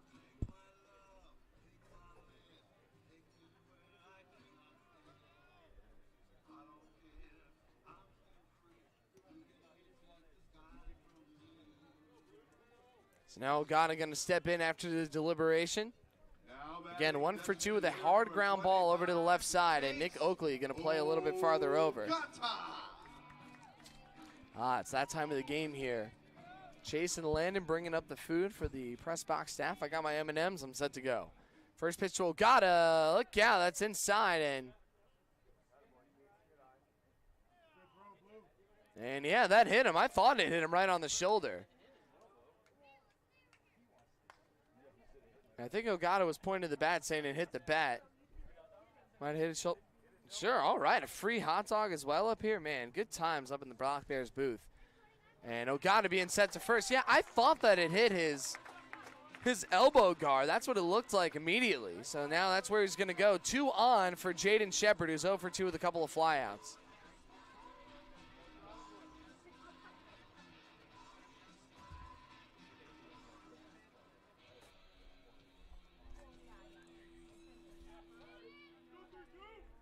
So let's see if Shepard now can come through like he did in yesterday's game. This time a little bit earlier. There's 2 down and 2 on. First pitch is a fastball on the outside corner for a strike, 0-1. Black Bears have already left 5 men aboard.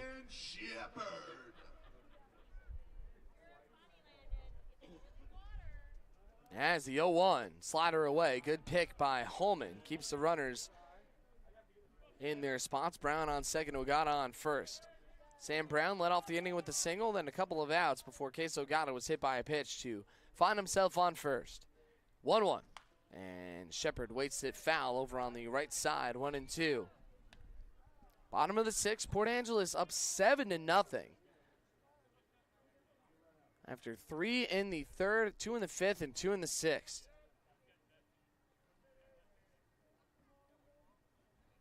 Long look for Zach in on the 6'6" Jaden Shepard. And the 1-2 slider high and away. 2 balls and 2 strikes. Now I think that Shepard's going to see a healthy dose of sliders here with the 2-strike count. Even if it goes to 3-2.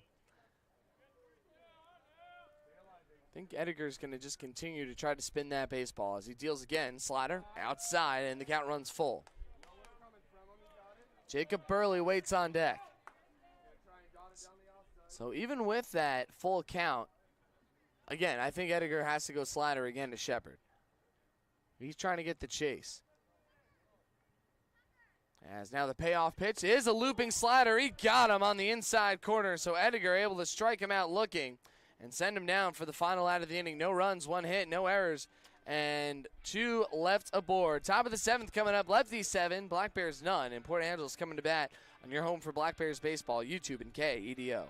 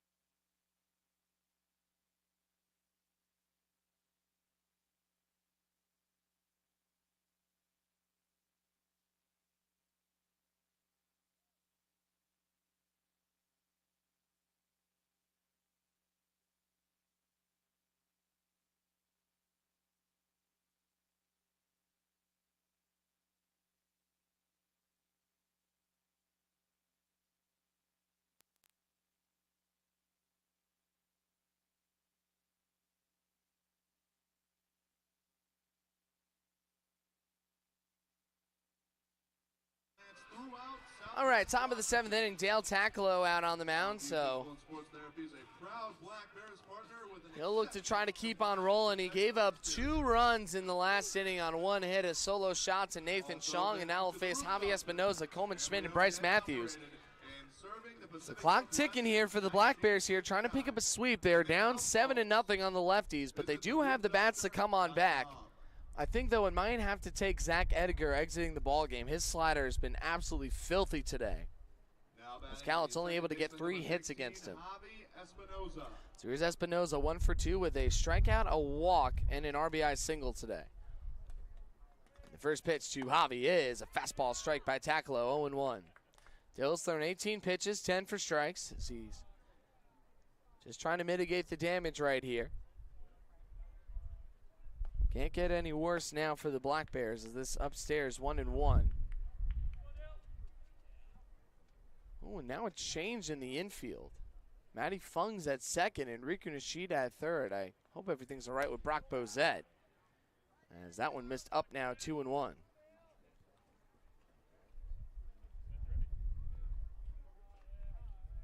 Well, that also adds a left-handed bat for the Black Bears in the order, as the next offering missed. 3 balls and a strike to Espinoza. Well, Nishida just as good as third as he is at second. Matty Fung, a great defender in his own right. So now the 3-1 is popped up over on the left side. Mortensen crashing in on it. Sweet also drifting over, but it is going to be Brock that makes the play and puts him down for out number 1. Man, hopefully Bozette didn't hurt himself on that slide to make a play on that ball earlier in the last inning. So now Coleman Schmidt comes up. He's 1 for 2 with a strikeout, a single, and a sac fly. Schmidt with a pair of RBI today. He's got 5 total against the Black Bears in the season series. And Dale's first pitch, fastball, swing and a miss by Schmidt. Count 0-1. 7 runs, 7 hits, 1 error, 3 left for Port Angeles. No runs, 3 hits, no errors, and 7 for the Black Bears here in the top of the 7th with 1 down. And the base is clear. Righty up now and a left-hander. Bryce Matthews waiting in the wings. It's the 0-1. It's in the air over to right. Stays in the air.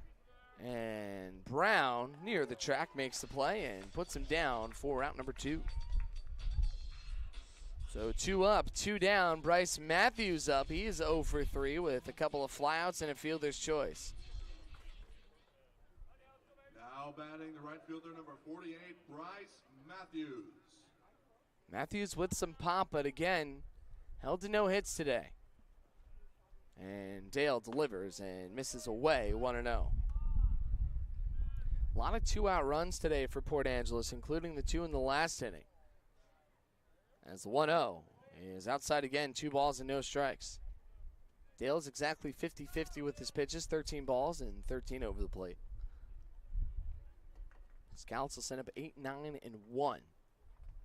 An attempt to start the comeback effort in the bottom of the 7th. 2-0. Matthews squares it around a bunt, pulls it back, the pitch below his knees. 3-0 from Takalo. And we do see a Port Angeles right-hander getting loose in the bullpen, having a catch with the catcher. As this one ripped foul, that's going to go over into the bullpen. So Matthews with the green light, 3-1.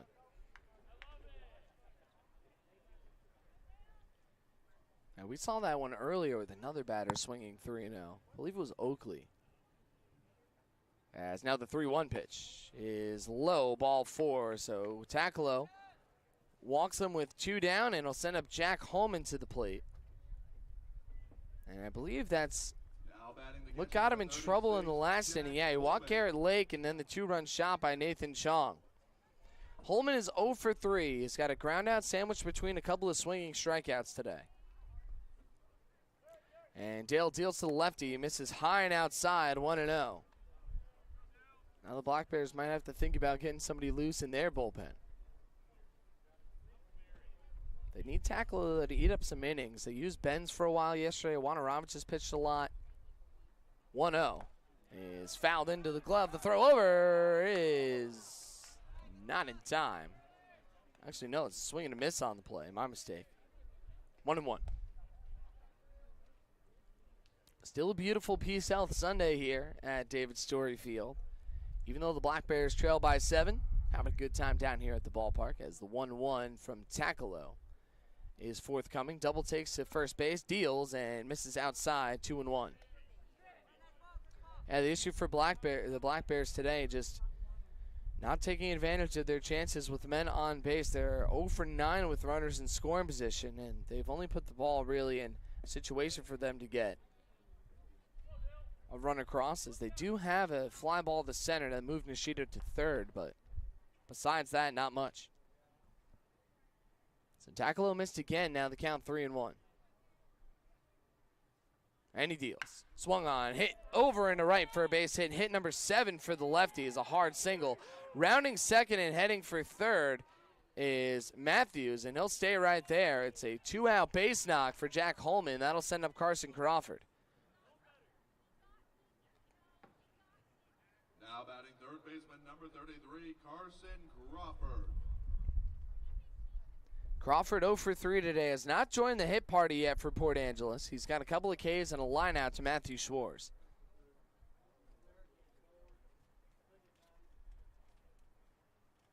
And Dale kicks, fires, and this is popped up and out of play behind home plate, 0-1.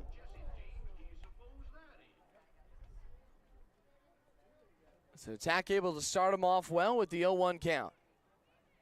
Against the right-hander, he's got the advantage. That slider will work against him, hopefully mixing in a couple of changeups as well. Trying to post a 0 on the scoreboard for the first time since the 4th against these lefties, as the 0-1 is low and away, 1-1. Takalo not quite with his usual command. Only 17 of 36 pitches for strikes. Matthews walked, now he's on third. Holman with a base hit as the fastball misses down and inside, 2-1. Toma Marase getting loose for the Black Bears. He pitched 2 nights ago.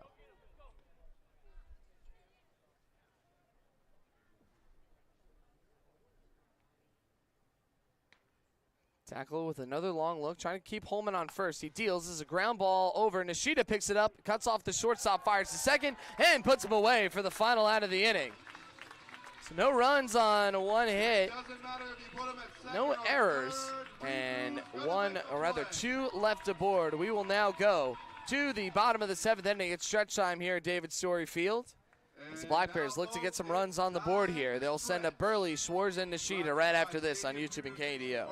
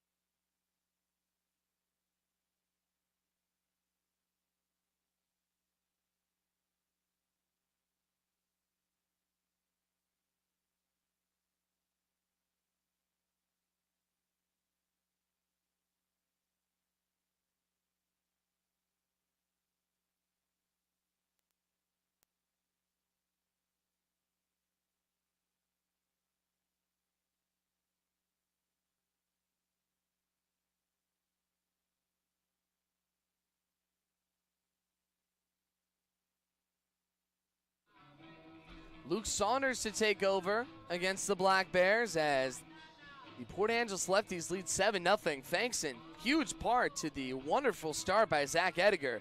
Ediger goes 6 innings, does not allow a run on just 3 hits, 1 walk, and 6 strikeouts. And he threw 86 pitches, 55 for strikes at 64%. As Saunders comes on out to the mound against the Cowlitz Black Bears. He pitched against them prior. Let's see what he did. Scrolling on through, he's also a hitter from the University of San Diego. He's 1-0 with a 6.53 ERA and 5 appearances. He's thrown 5 2/3 innings with 5 Ks, 4 walks, 7 hits. He has a whip of 1.94. Last time against Cowlitz, he allowed a hit and struck out 2 in the 17-4 loss on July 23rd. First pitch from the righty to Burley is fouled straight back in the count 0-1.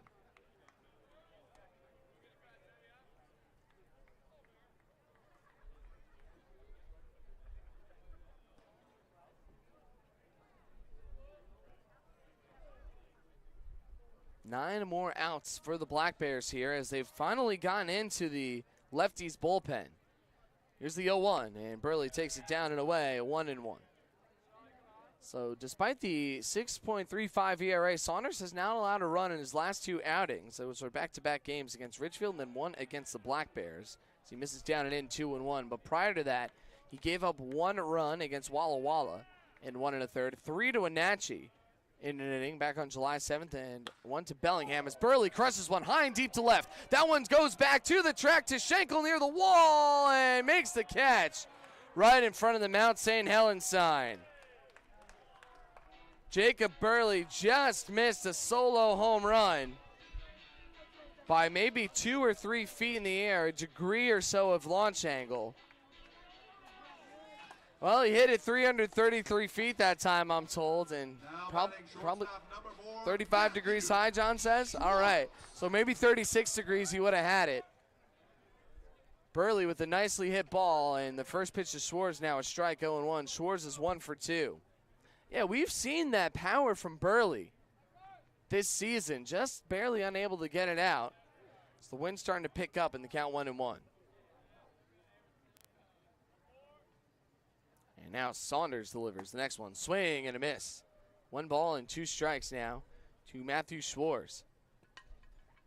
Nishida waits on deck, and then I believe Matty Fung will come up next. Again, we're going to have to check on Bozette later after the game to see how he's doing. And the 1-2 is down and outside. Checked his swing. He did not go. Count now even at 2-2.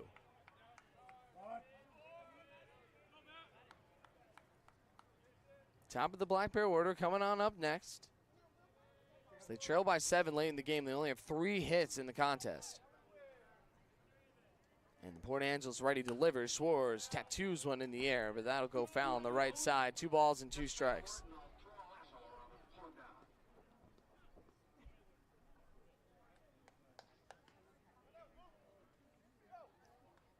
Two. Down and in, 3-2. Oh, Corby's up here now. He's trying to communicate something to me. What do you want? You want me to write you something? Yes. What do you want, Corby? I can't tell. Schwartz taps one over to third. It's picked up on a hop over by Carson Crawford. Fires across the diamond to first, but Schwartz is there. Infield single. And Schwartz now with his 2nd hit of the ball game. Corby does want to write something. Well, let's see what he's got for us as Riku Nishida steps up to the plate. Now, I know none of you can see what's going on here, but there was a lot of mascot interaction during these home games for sure. Corby's a fun guy. Nishida 0 for 3. Reach on an error, fly out, ground out, pulls the bunt down the first base line. Oh, he's got a base hit there as trying to dive is Schmidt, not nearly in time. And Riku Nishida with the bunt single, back-to-back hits for the Black Bears.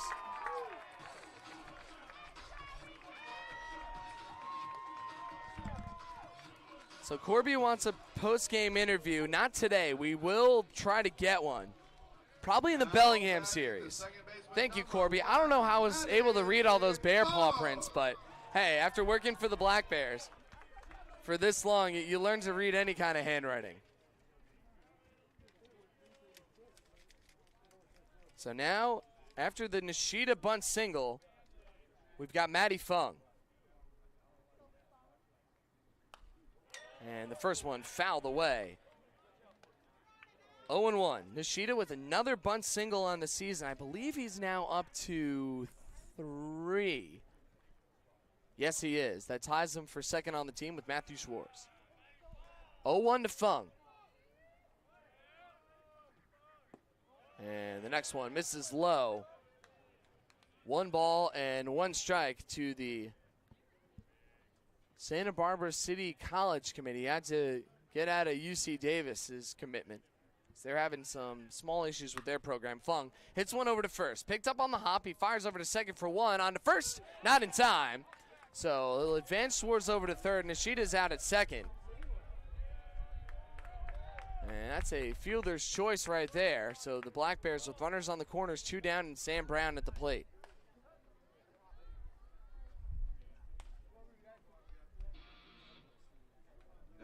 Batting the right fielder, number Brown is 1 for 3. A hit by him will at least start chipping things away. The Black Bears do have 2 hits here against Luke Saunders.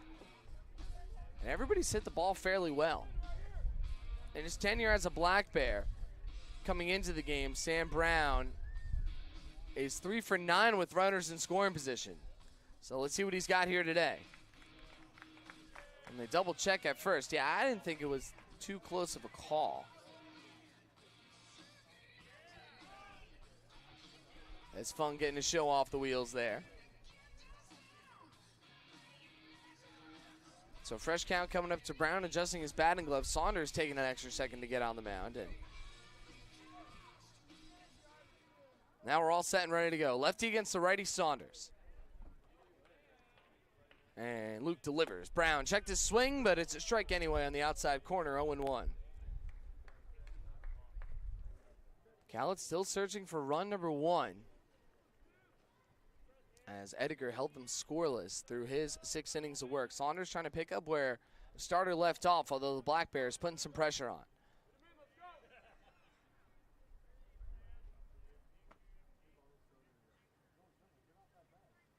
And a long pause. The 0-1 to Brown upstairs near his shoulders. 1 ball and 1 strike. The Khaled Black Bears will start a 6-game road trip after today's game, and they'll all be in a row. There's 3 in Ridgefield and then a trio of games in Wenatchee. Those Ridgefield games will likely determine which of the 2 teams is able to keep their playoff hopes alive. It's 1-1. Breaking ball is high. Holman pops up, but no go over there for Matty Fung on first base. Hitters count for Brown in a hitter situation, just trying to find some real estate in the outfield, trying to knock in a run and at least chip away a little bit at this 7-0 Lefties lead. And Saunders is 2-1, is fouled back by Brown, and the count now even at 2-2. Collins would love to get Brock Mortensen up this inning, especially with a run in already.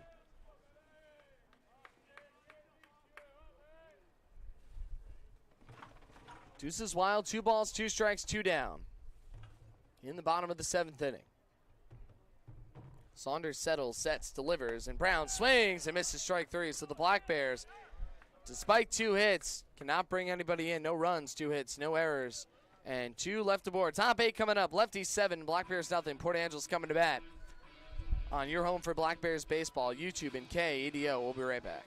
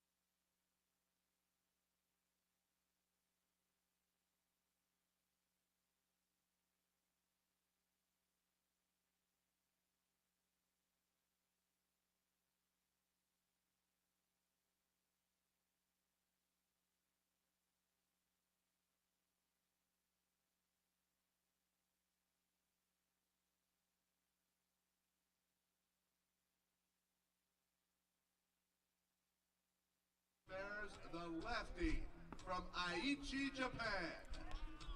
Trevor Jashenko, Garrett Lake, Nathan Chong up against Toma Marase from Aichi, Japan. As that's it for Dale Takalo. Dale went 2 innings and allowed 2 runs on 2 hits. A pair of walks in there as well, including a 2-run home run that he surrendered to Nathan Chong, but then settled down in the last inning he pitched.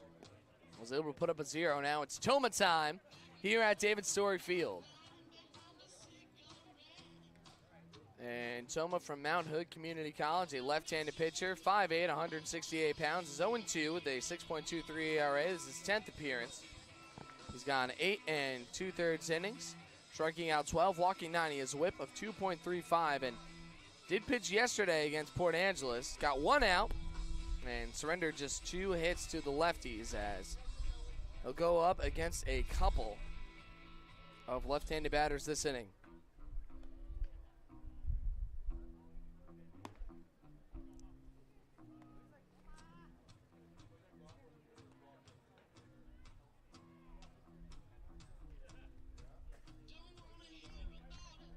And Toma taking his time to continue his warm-up tosses here at David Story Field. And again, it's been a rough one for the Black Bears pitching. 7 runs allowed on 8 hits, 1 error, and 5 left aboard for Port Angeles. No runs, 5 hits, 1 error, and 9 for the Black Bears.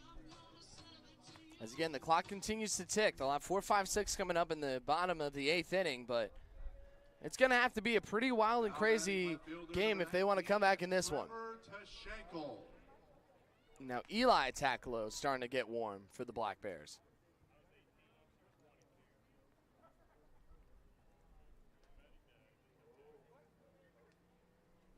It's now Marase coming set against Tashenko, 1 for 3 with a double and a pair of lineouts. First one from Toma is a fastball strike on the outside corner, 0-1. Toma features a zipping fastball, a 12-6 curveball, a slider, and a changeup.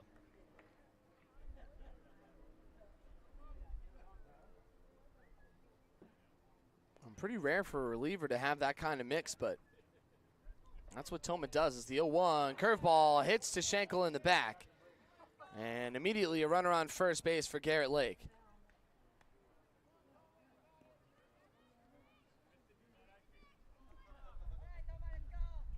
Yeah, I got hit by a pitch one time in the back. Got a big old mango-sized welt there. Not fun to get hit by a pitch. Of course, I got hit by a fastball on Schenkel there. Just hit with the curve, so not as bad, but still, getting hit with the baseball is not a good time, no matter what the players tell you. They'll try to shake it off and be like, it doesn't hurt. It hurts. Lake 0 for 2, walking a pair of strikeouts. Here's Marase, kicks, delivers, and misses way outside, off of Burley's glove. There goes to Schenkel for second, and the count 1-0 with a runner in scoring position.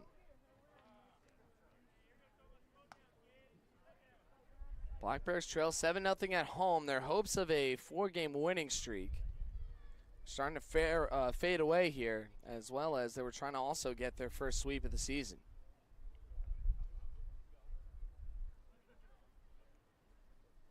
And now the 1-0. Upstairs, 2-0. Around the league, Bend and Portland still have not started. That'll go at 7:05 p.m. The Bellingham Bell still up on the Corvallis Knights, 4-3. That's in the bottom of the 7th.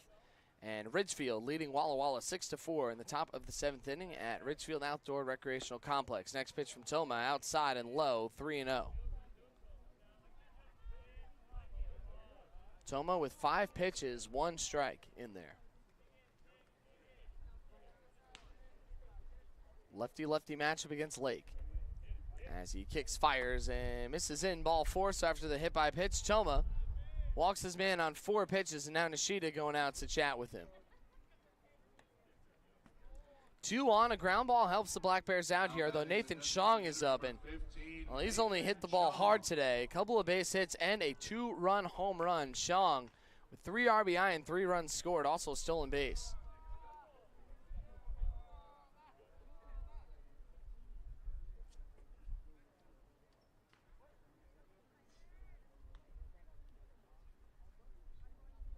So now Marase locked in here against the man that's 3 for 3. Hits one high and deep in the air in right center field. That one's going back, way back to the wall, and it'll bounce off the wall. Scoring is Tashenko. Here comes Lake. He's going to round third and try to score. It's a 2 RBI double for Nathan Chong, who's now a triple side of the cycle. And he has 5 RBI. It is a 9-0 Lefties lead.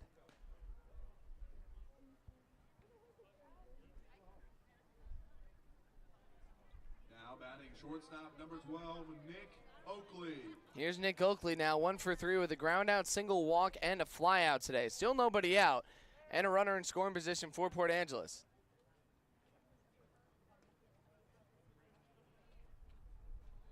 First pitch, swing and a miss, and the count 0-1. Eli Takalo ready to go whenever he's ready to be called upon. The Lefties have now scored at least 2 runs in 4 innings in this game. 0-1 is fouled downstairs, and the count now 0-2. Marase, though, is a high strikeout guy for the Cowlitz Black Bears, as he does have those 12 Ks and 7 2/3 innings pitched. 8 2/3, my mistake. He deals, and he got him, strike 3. So we're just talking about his strikeout stuff, and he catches Oakley looking for out number 1.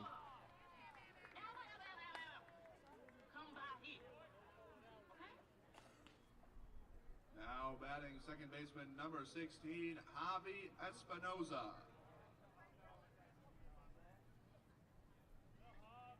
Espinoza 1 for 3, a strikeout, a walk, a base hit, and a flyout. Tolman putting out on the board as he deals. This one grounded over to first. Shepard picks it up, will step on the bag, and there's 2 down as the runner advances over to third base.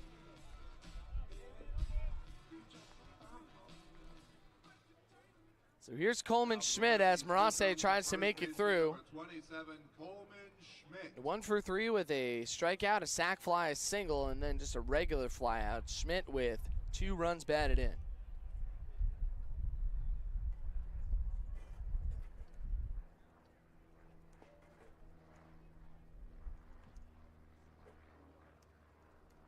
And the first pitch is laced into right field. Coming in on it is Brown, and he'll make the play on the run to put him away for the final out of the inning.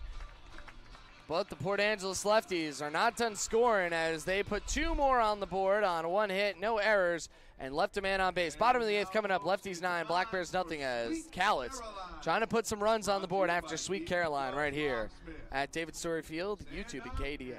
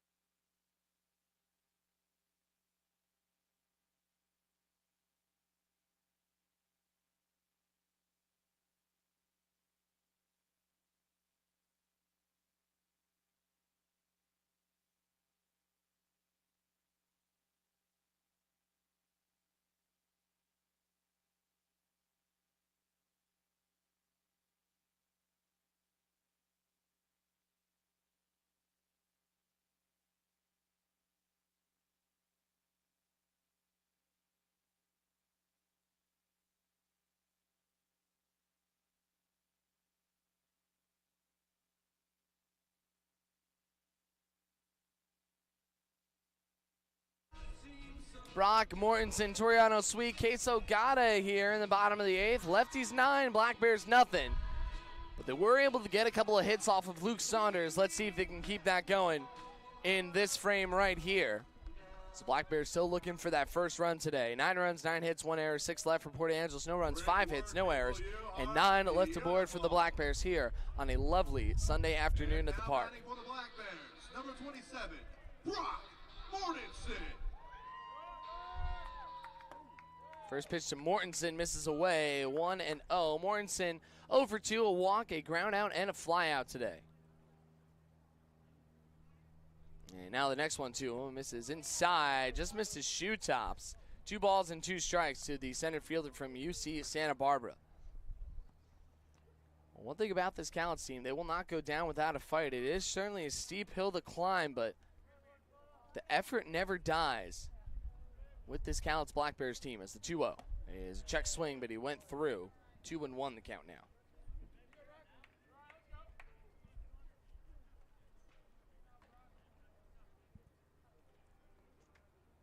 Mortensen getting set now, trying to reach base. The Black Bears have had a couple of leadoff men reach, but again, no runs as now he fouls one away, 2-2. It's going to be Mortensen, Sweet, Ogata. 4, 5, and 6 coming on up. Mortensen double taps the plate, he's good to go. And the 2-2 way high and outside as that breaking ball slipped out of Saunders' hand, hit the backstop, and yeah, that's going to be a ball for Grayson to grab over there. And he retrieves it back to the Black Bear dugout. Full count to Mortensen as Saunders delivers, and it's fouled away. Wastes that outside pitch. Another payoff coming up. And catch the Black Bears take on the Ridgefield Raptors in the Columbia River Cup on Tuesday, Wednesday, and Thursday. All the games at 6:35 p.m. You can go to those games to cheer on your Black Bears. It's a quick trip down I-5. As Mortensen swings and misses strike 3. He's down for out number 1. And catch the action on KDO or KDOAM.com. Toriano Sweet. Sweet 0 for 3, a trio of Ks today.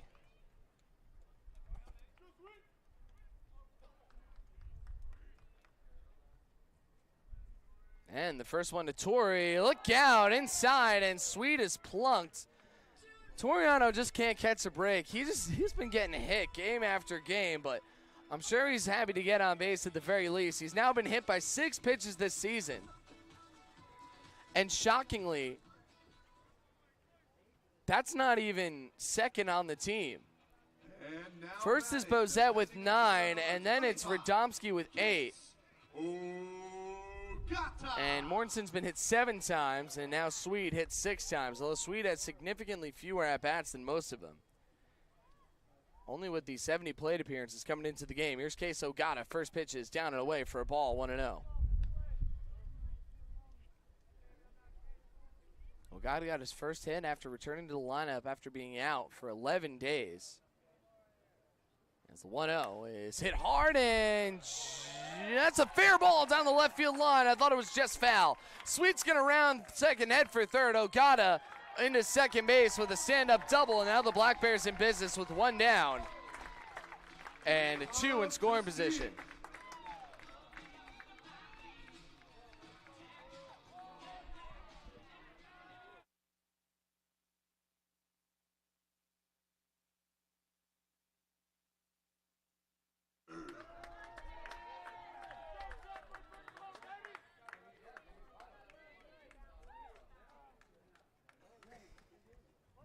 Case with another extra base hit. Here's Jaden Shepard.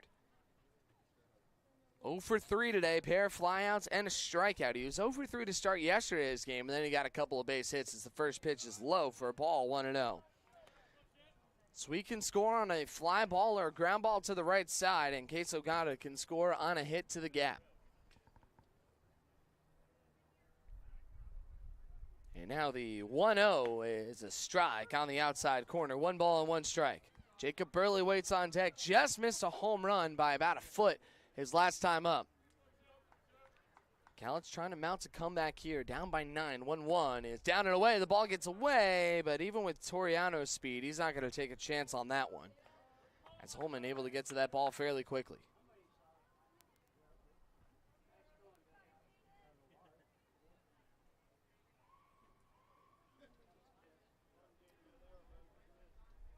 Two-one, Shepard at the plate in a hitter's count against Luke Saunders. Another right-hander starting to stand up and stretch out in the Port Angeles bullpen. And the 2-1. Spiked down and away, 3-1. A chance for the bases to be loaded for Callets here.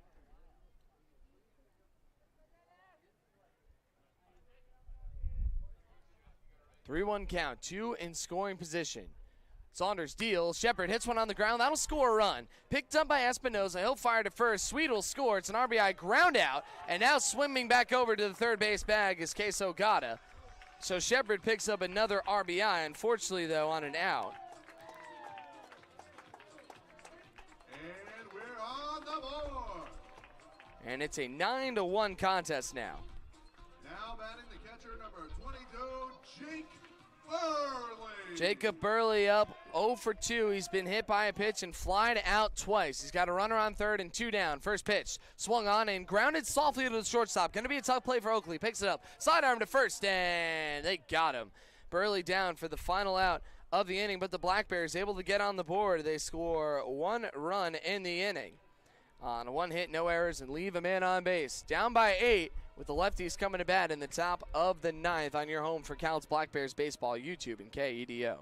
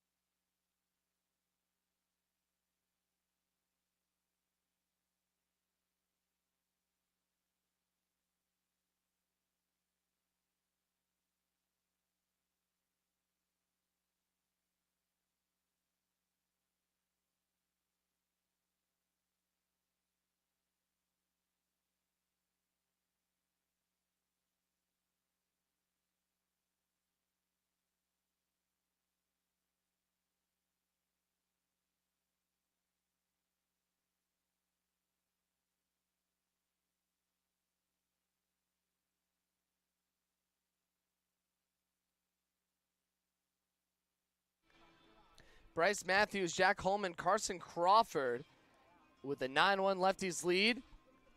And the Black Bears did get one on the board. Is that through the fire and the flames that I hear? The right-hander No way. That's awesome. I mean, I know that's not Eli's normal walk-up, but honestly, if I was still pitching, I think I would choose this. This song's amazing. Of course, everyone's favorite Guitar Hero Expert Challenge by Dragon Force playing over the loudspeakers, and I'm getting amped just hearing it pretty softly here through the speakers. Matthews, Holman, Crawford again against Eli Takalo, so Toma's day is done. As Marase came in, fired an inning, and gave up 2 runs, both earned on 1 hit, 1 walk, 1 strikeout. And he allowed those 2 runs, again, also a hit batter mixed in there. He threw 12 pitches, 7 strikes. That's 58.3%. As now Eli Takalo, so we're seeing both Taks today, on the mound. He is at Mountain Hood Community College, a teammate of Toma's, Jeffrey Nelson's, and Riku Nishida's out there. Eli's been a solid reliever for the Black Bears as he comes in now, making his 5th appearance. He's pitching to a 2.70 ERA. He's 0-0, and he has fired 65.4% of his pitches for strikes. Also working with a whip of .9 as he deals, and this is tapped foul, 0-1. Life moves pretty fast. You don't stop and look around once in a while, you could miss it. And Eli from Napa as well. In his last outing against Yakima Valley, went 1 inning, 1/3 of an inning, allowing a run on 3 hits. 4 batters faced as he gets another strike to Matthews, 0-2. Gallants will send up Schwartz, Nishida, Fung to try to make something happen. In the bottom of the 9th inning, trailing by 8 as the 0-2 is laced in above Nishida's head, into left for a base hit, maybe more. Matthews is rounding first as Mortensen picks it up. He's going to fire to second to throw. They got him! As Matty Fung is knocked over, he hangs on to the baseball, and Bryce Matthews with a single, but gunned down from left field. Brock Mortensen with a rifle, and there's 1 away. And give some love to Matty Fung for hanging on. Well, the Black Bears might not be swinging it too well today, but they are still making all the plays on defense. Here's Jack Holman, 1 for 4. First pitch to the left-hander is blasted foul on the left side, 0-1. Do I feel lucky? Well, do you, Doc?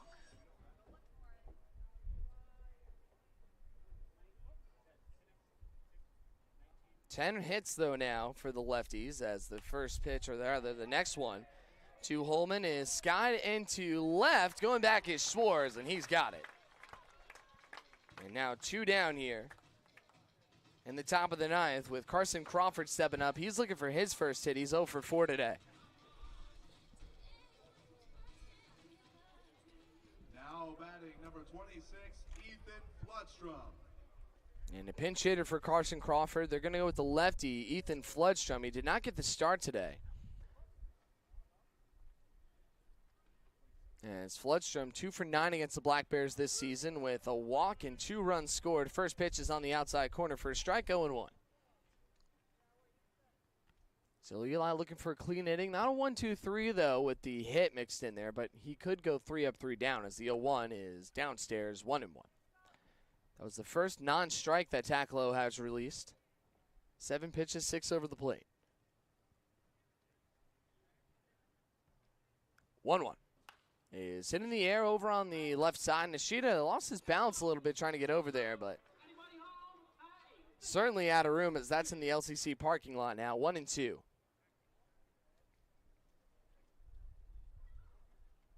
Takalo with 2 strikeouts this season has not walked a batter, but has hit 1.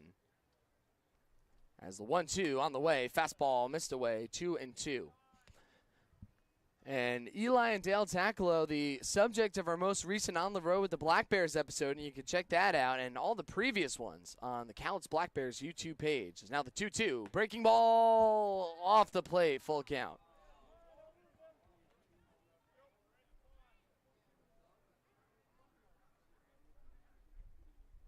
Base is empty. 3-2 pitch coming up to the pinch hitter, Floodstrom. He winds, he fires, and Floodstrom fouls it away. Floodstrom hitting just 160 on the season. And he's hitless since July 23rd against the Black Bears. Another payoff is low and outside, ball 4. So Takalo with a 2-out walk, and Trevor Chashenko to the plate. He's 1 for 3.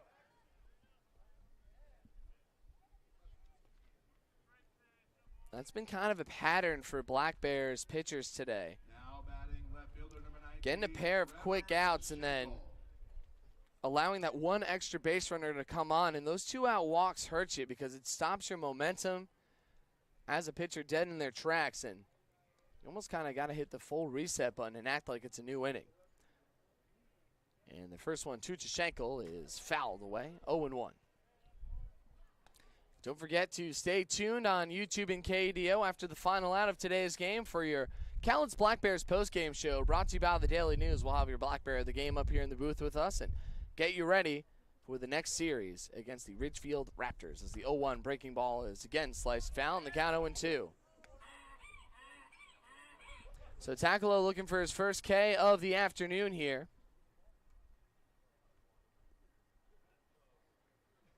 As Black Bears pitching as a whole have struck out 9 Port Angeles lefties, 8 of them from Isaac Martinez, though. As now the 0-2. Sails high and outside. Ooh, good reaction time there by Jacob Burley. I thought for sure that was going to hit the backstop, but able to dart his arm out there. And now just a 1-2 count with Floodstrom waiting at first instead of him going to second.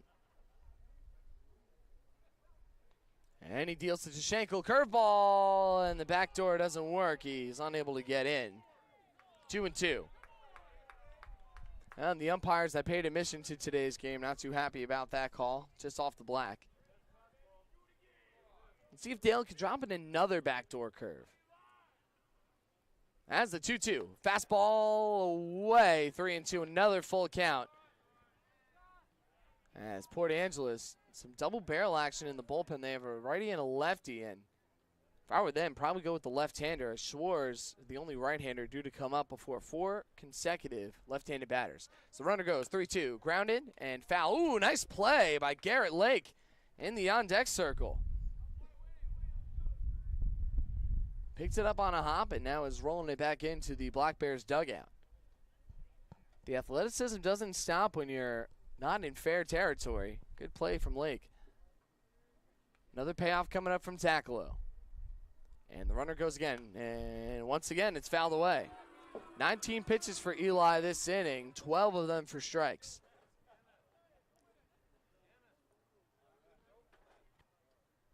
Just trying to keep firing him over and win the battle against Chashenko. It'll be at least an 8-pitch plate appearance for him.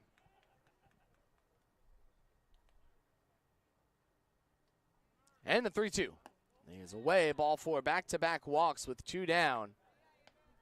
And now here comes Garrett Lake, who's 0 for 2 with a pair of strikeouts and a pair of walks. Now batting for the Lefties, center fielder number 24, Garrett Lake. Fishing around, seeing if there's any finals around the league. None yet. In the bottom of the 8th, the Bells are still up on Corvallis 4-3. And Walla Walla have taken the lead against Ridgefield. How about that in the top of the 8th, 7-6 for the Sweets. So Takalo misses away at 1-0. So Black Bears down by 8. So barring an unlikely comeback, they'll drop it today. But the loss might not hurt as badly if the Bells and the Sweets can take care of business. 1-0. Crushed in the air to right field. Brown going back on it to the track near the wall, and that one is gone. Garrett Lake with home run number 6 of the season for him, and the Lefties now up 12-1.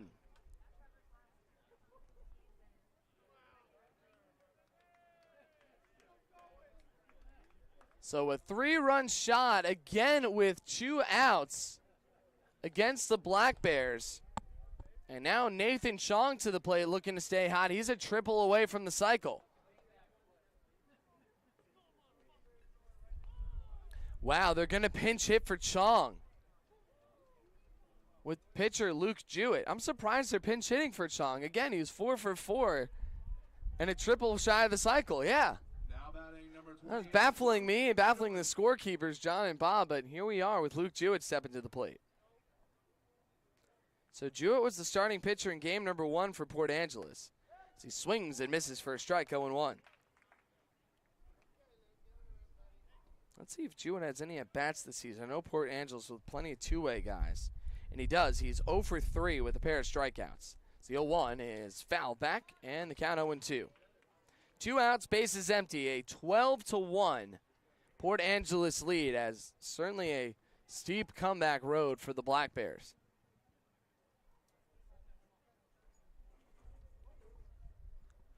No balls, 2 strikes, 2 down. Takalo winds, delivers curveball, hit high in the air to left, but that's going to go foul.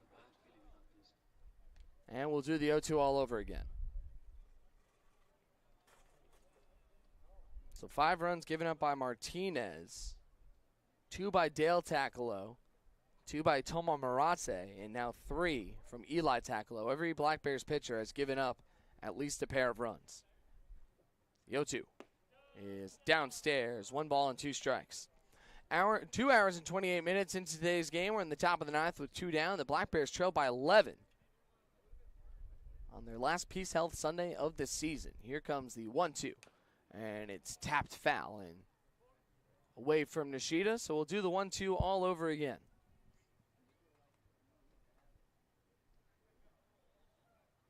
Let's try something here.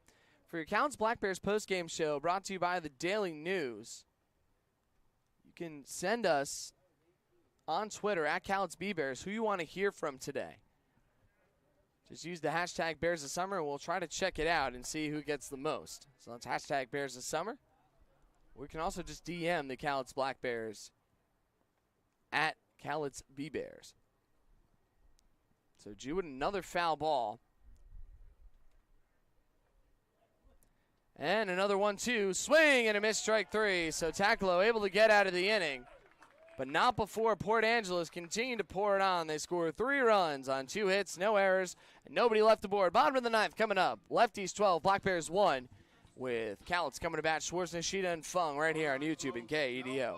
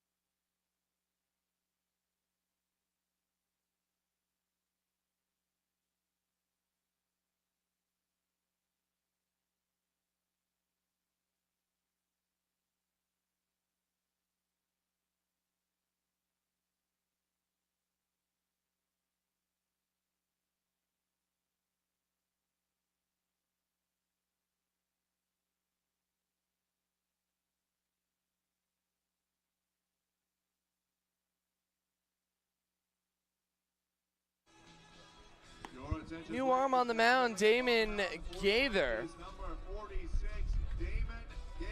So he'll take on over, as there's a new catcher behind the plate as well. We're just trying to figure out who it is. Bob is coming on up, and we will see who he's got right here. The Black Bears trail it by 11. That means the day is done for Luke Saunders. Saunders threw 2 innings, and he gave up 1 run. It was earned on 3 hits and 2 strikeouts through just 36 pitches, 20 strikes, 56.6%. Bob, who we got? All right. So Tommy Takayoshi behind the plate, as we have some more shuffling. Ethan Fledstrom's over at first, and moving to third base is Coleman Schmidt. Schwartz 2 for 3, a pair of singles and a strikeout.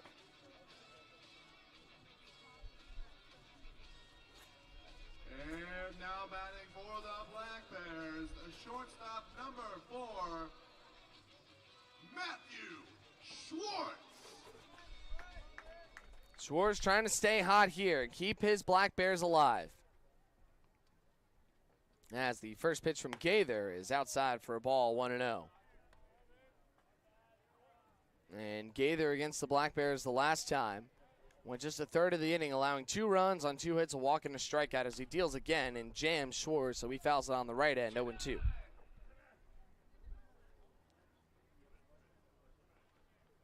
So again, tell us who you want to hear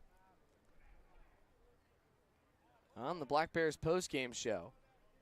Tweet at us with the hashtag Bears of Summer, or just DM the Black Bears Twitter page at CalitsBears. This one's popped up by Schwartz over to the right fielder, and making a play on it is Bryce Matthews for out number 1. Again, tune in after the final out, or stay tuned for your Cal's Black Bears postgame show, brought to you by the Daily News. Right now, our leader is Case Ogata. As Riku Nishida up, he's 1 for 4. Nishida extended his on-base streak now to 16 games as he swings and misses at the first one, 0-1. 12 runs, 11 hits, no errors, and 1 error, and 6 left aboard for Port Angeles. For Cal, it's 1 run, 6 hits, no errors, and 10 left. That's Nishida, grounds to first. It's blocked by Floodstrom. He'll step on the bag. Even Nishida can't beat that one out, and Cal, it's now down to their final out.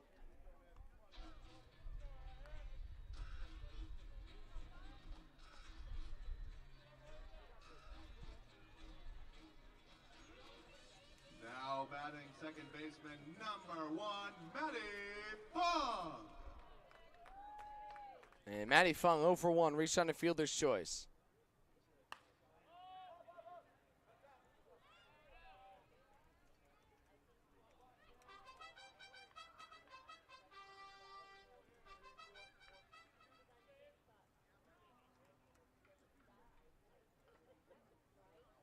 Bottom of the 9th, 2 down, bases empty. Port Angeles 12, Cowlitz 1, the 0-1, high and outside, and count now 1 ball and 1 strike to Matty Fung, with Sam Brown waiting on deck.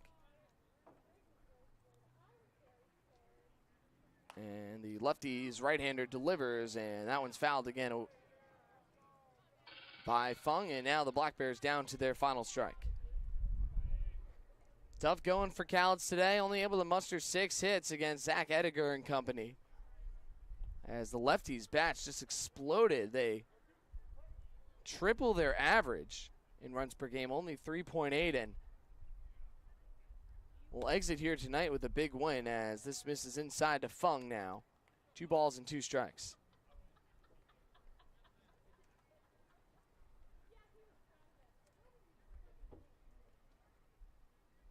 And he deals. Fung slices one in the air. He continues to stay alive here.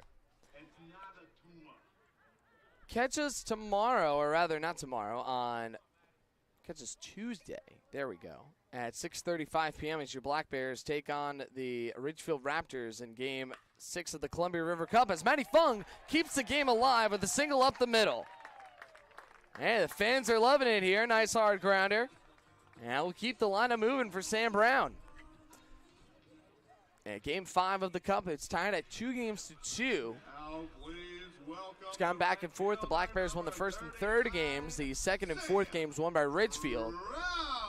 And I believe James Bradwell going to make his first start for the Black Bears this season on Tuesday, 6:35 p.m. on KDO and KDOAM.com. Brown 1 for 4. Strikeouts, 2 of them, a flyout and a single. And Fung going to grab second. This one is tapped up the middle right to Gaither. Gaither gathers it, flips to first, and puts him away for the final out of the ball game. So game over, and the Port Angeles Lefties win a big one, 12-1, as the Black Bears' 3-game winning streak gets snapped, and they'll still have to look for their first sweep of the season. Cowlitz dropped to 19-20 in the West Coast League at 9-6 in the second half.